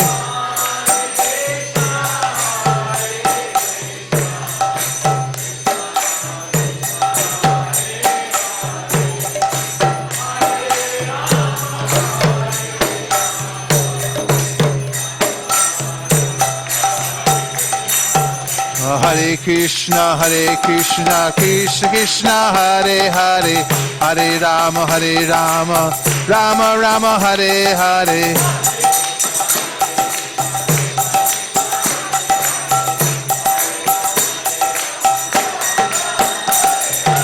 Hare Krishna, Krishna Krishna, Hare Hare, Hare Rama, Rama Rama, Hare Hare.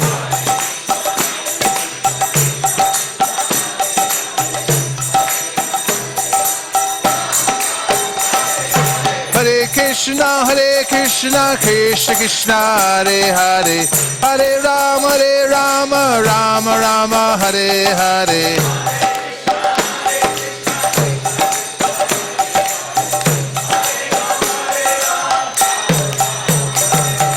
Hare Krishna, Krishna Krishna, Hare Hare, Hare Rama, Rama Rama, Hare Hare.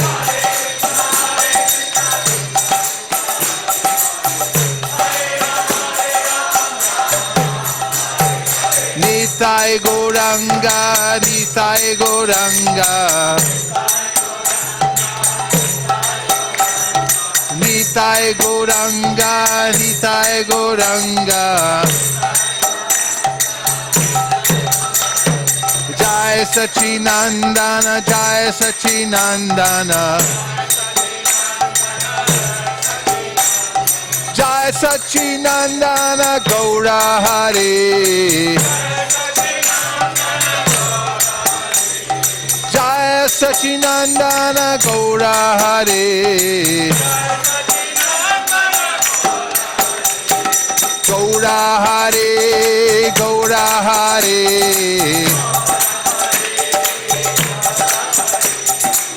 Gaura Hare, Gaura Hare.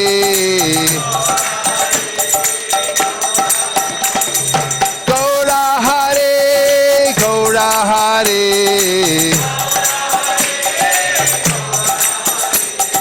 Gaura Hare, Gaura Hare.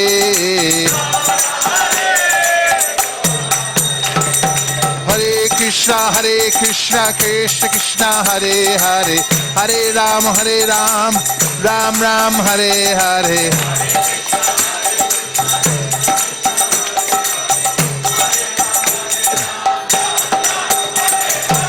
Hare Krishna, Krishna Krishna, Hare Hare, Hare Rama, Rama Rama, Hare Hare.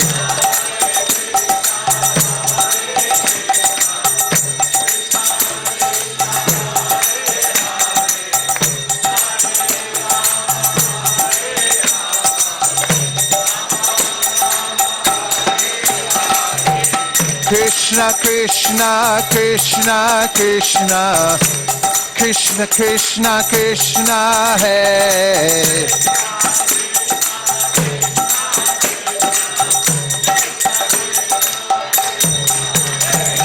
Krishna Krishna, Krishna Krishna, Krishna Krishna Krishna, Hai.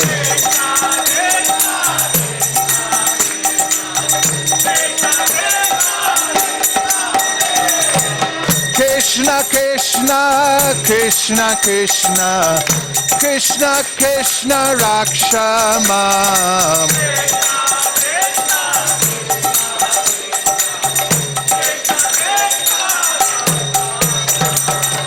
Krishna Krishna, Krishna Krishna, Krishna Krishna, Pahi Mam.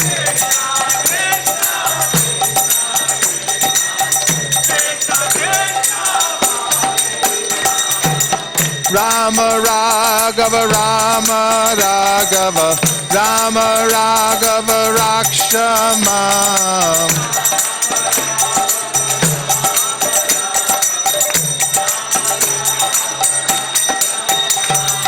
Krishna Keshava Krishna Keshava Krishna Keshava Pahimam.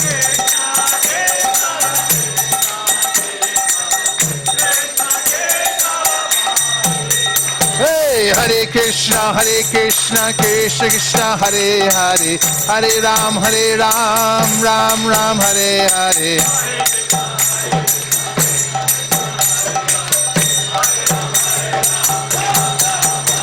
Hare Krishna Krishna Krishna Hare Hare Hare Ram Ram Ram Hare Hare.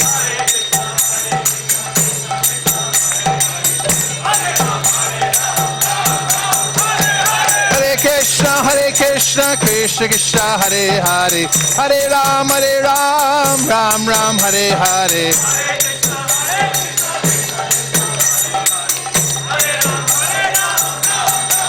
Hare Krishna Krishna Krishna Hare Hare Hare Rama Rama Rama Hare Hare.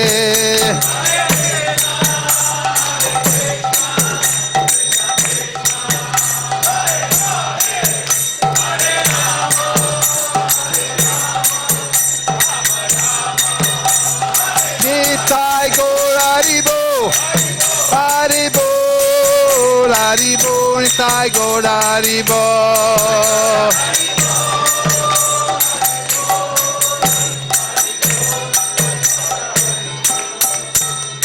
Go Premanande Jai Om Vishnupad Paramahamsa Prevraj Gacharya Stotar Shishimad Abhay Charanada Vinda Bhaktivedanta Swami Maharaj Srila Prabhupada Ki. Jai Om Vishnupad Paramahamsa Prevraj Gacharya Stotar Shishimad Srila Bhakti Siddhanta Saraswati Goswami Maharaj Ki. Ananta Koti Vaishnavinda Ki. Namacharya Srila Haridas Thakur Ki. Prem Kaho Shri Krishna Chaitanya Prabhu Nityananda Sri Advaita Gadadhar Shivasari Gaur Bhaktavinda Ki. Shri Shri Radha Krishna Gogopinath Shyamakund Radhakund Giri Govardhan Ki. Shri Vrindavan Dham Ki. Shri Mayapur Navadip Dham Ki. Shri Jagannath Puri Ki. Tulsi Devi Bhakti Devi Ki.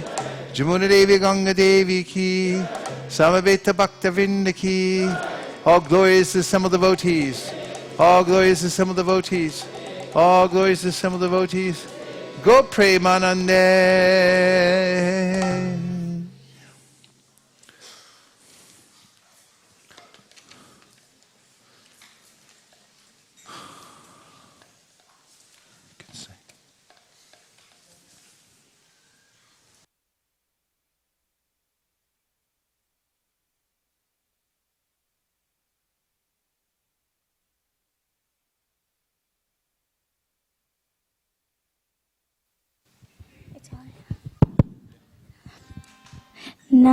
Namaste Narasimhaya.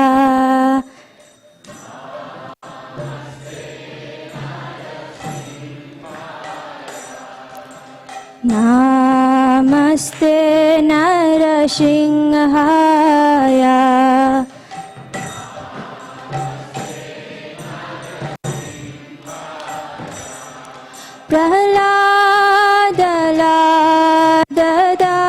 Prahladaladadayine.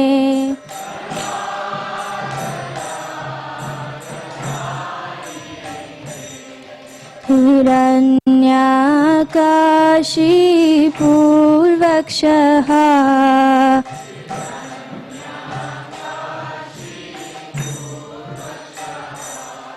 Hiranyakashipurvakshaha.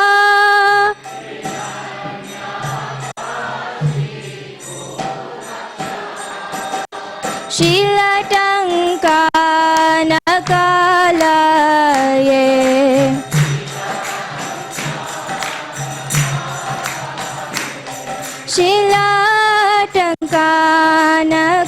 लीलाटङ्कानकालये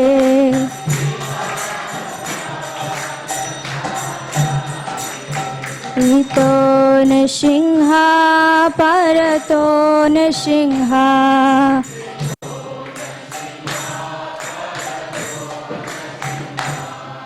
इतो नृसिंहो परतो नृसिंहो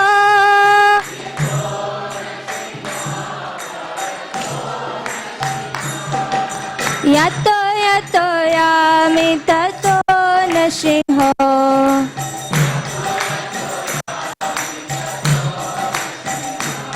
यतो यतो यामि ततो नृसिंहो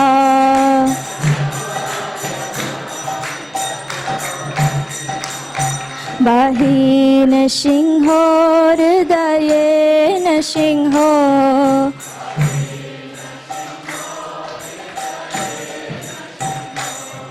बहिः नृसिंहो हृदये नृसिंहो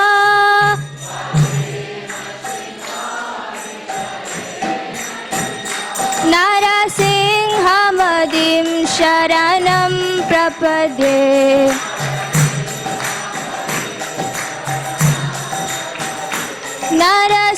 नरसिंहमदिं शरणं प्रपद्ये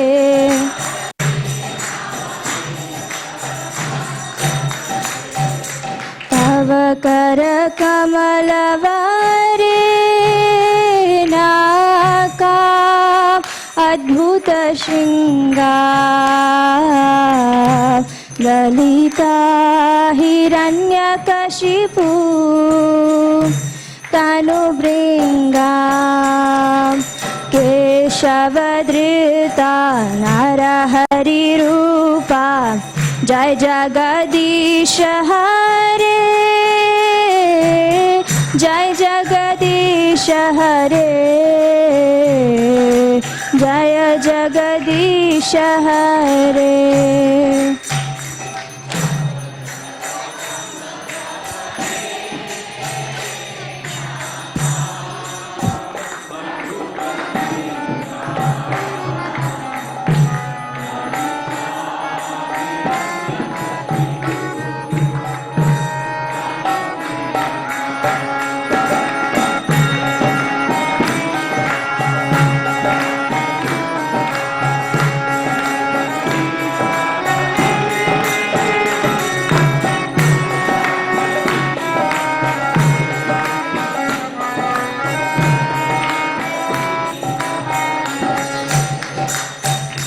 तव करकमलवरे नाकाम् अद्भुत शृङ्गार ललिता हिरण्यकशिपु तनुभृङ्गा केशवधृता नरहरिरूपा जय जगदीश हरे जय जगदीश हरे जय जगदीश हरे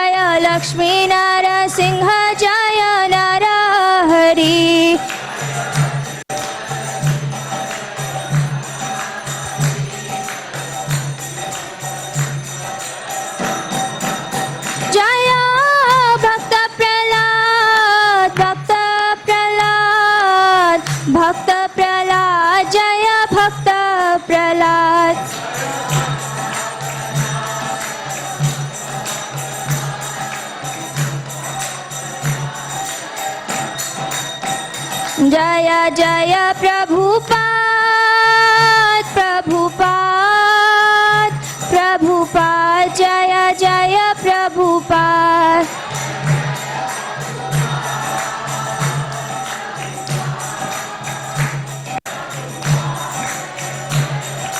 जय जय प्रभुपाद प्रभुपाद प्रभुपाद जय जय प्रभुपाद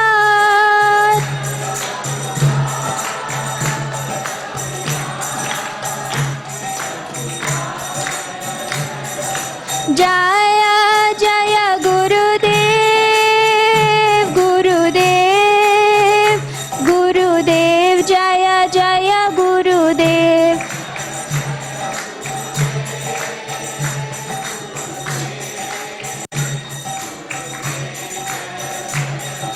निताय गौर हरि बोल हरि बोल हरि बोल निताय गौर हरि बोल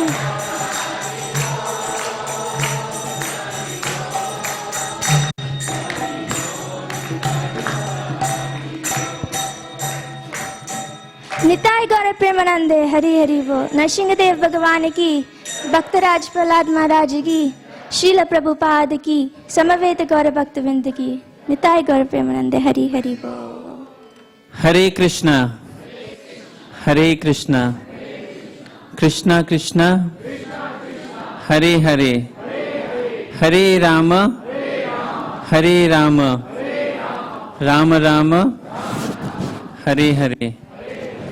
We welcome everyone to the Wednesday night program at ISKCON of Silicon Valley. It's really very delightful to see all of you here tonight. It's a relatively large turnout for a Wednesday night program in anticipation of Gaur Purnima celebrations this weekend. We'd like to thank His Grace Vaiseiska Prabhu for leading tonight's reading on the Sri Chaitanya Charitamrita and for the ecstatic Kirtan. Haribol.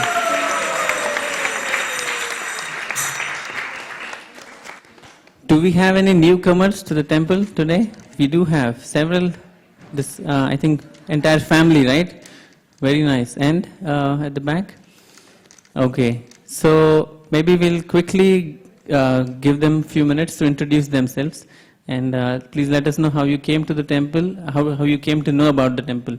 Is there another microphone? Namaste everyone. My name is Rashmi.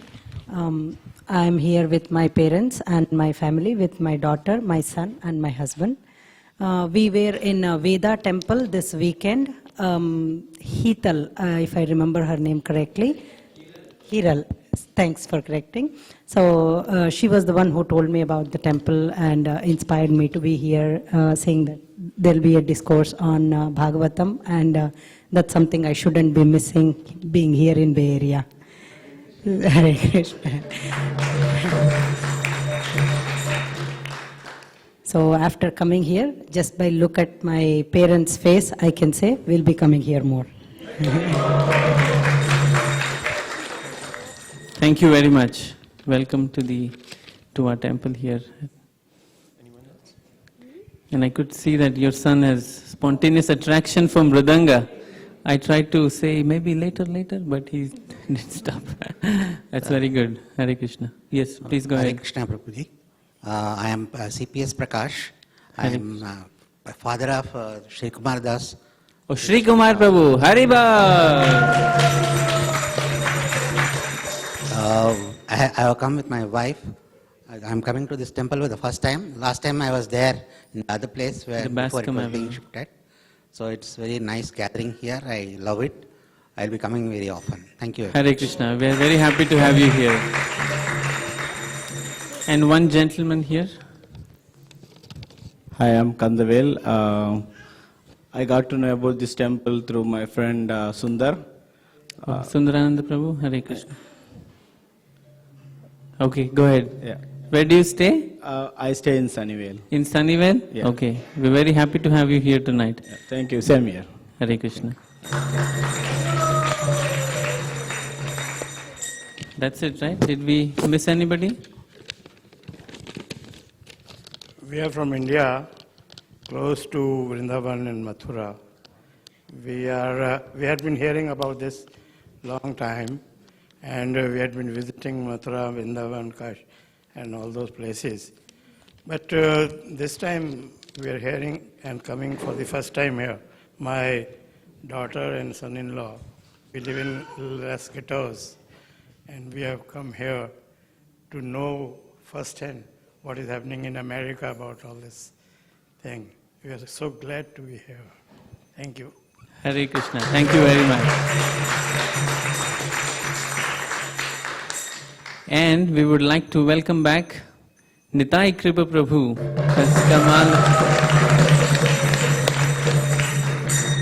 Who is here for the Gaur Purnima celebrations. Haribol. If you didn't know already, he's the one, the mastermind behind all our posters and all our beautiful designs that come out of ISV. So he's the person. If you need to know any tricks about designing, you can feel free to talk to him. Maybe hear a couple of words from you. We're so happy to see you here. Yeah, Hare Krishna. It's my first time in this temple, because the last time I was here was 2009. Yeah. So it's amazing to see how everything's grown and everything's like advanced so far in a few years. So it makes you wonder what will happen in the next few years. And I feel very happy to be back. So Hare Krishna. Hare Krishna. Thank you very much.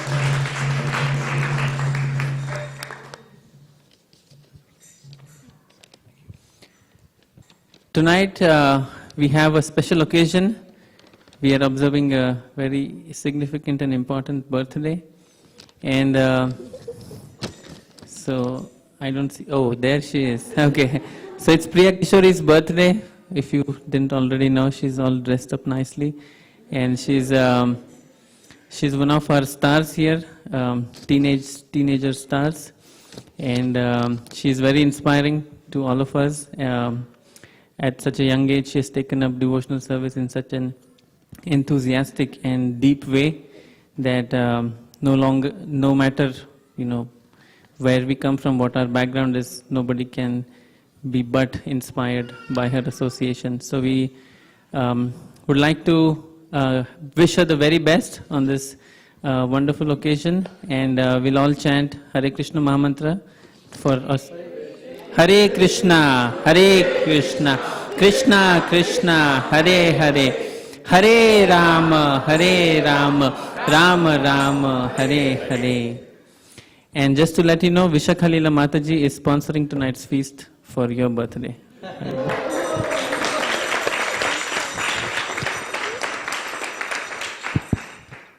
Hare Krishna.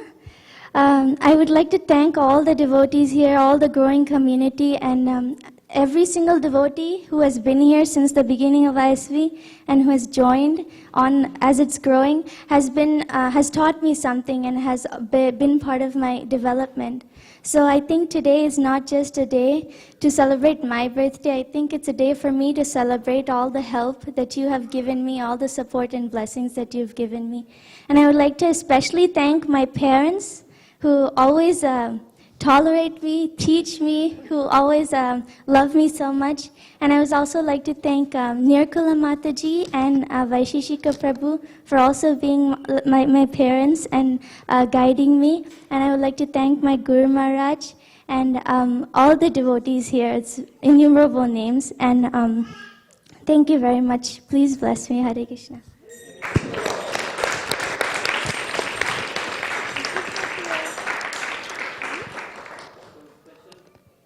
A special feast has been cooked tonight, and we'll soon hear the names of the cooks. Avantika. Hare Krishna. So the cooks for today, the main one was Priya Kishori, and all the helpers were Sanatan Sundaram Prabhu, Parthasarthi Prabhu, Nitya Mukta Mataji, Sri Lalita Mataji, Maha, Lakshmi, and Advaita. Hare Hare.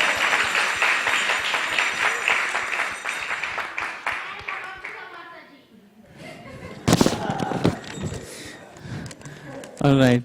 So tonight's prasadam will be served here right outside in the temple, in the hallway, entering into the temple. But we request devotees to exit from this door and go back to the main entrance and form a queue and bring your plate. And if you could have a seat on my left side of the hall, in rows if possible, so that we don't have to clean the entire hall. And please eat as much as you can, and I'm sure you'll like the prasadam very much. And we need a few volunteers to help serve the feast tonight. So if you're interested, you can directly go there. But we'll now sing prasadam prayers and then honor prasadam. Hare Krishna.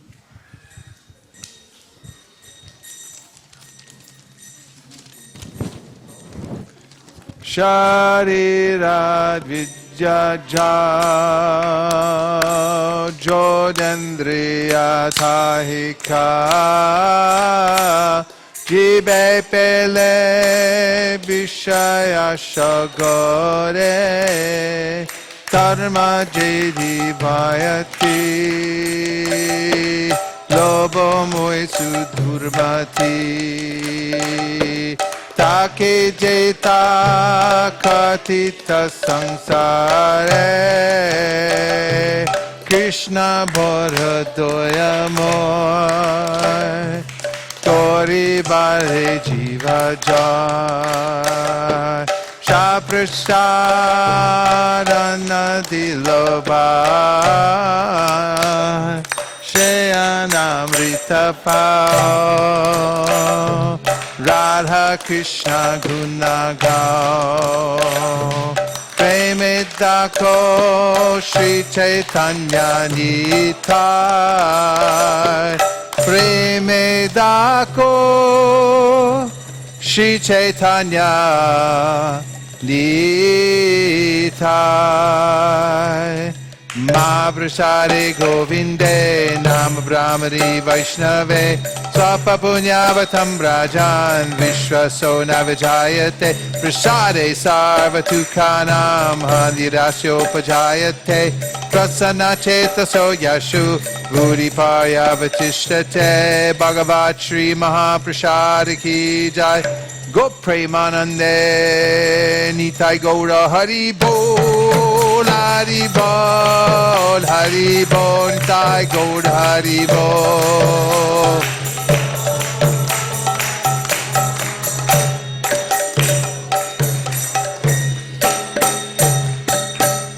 Please come take prasadam. Hare Krishna. Thank you very much.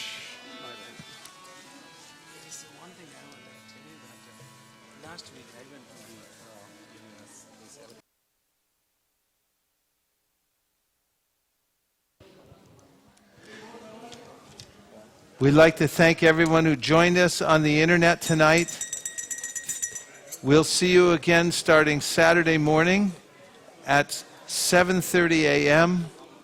And this concludes tonight's broadcast of the Wednesday night Krishna Katha session at ISV. Thank you very much again for joining us. Hare Krishna.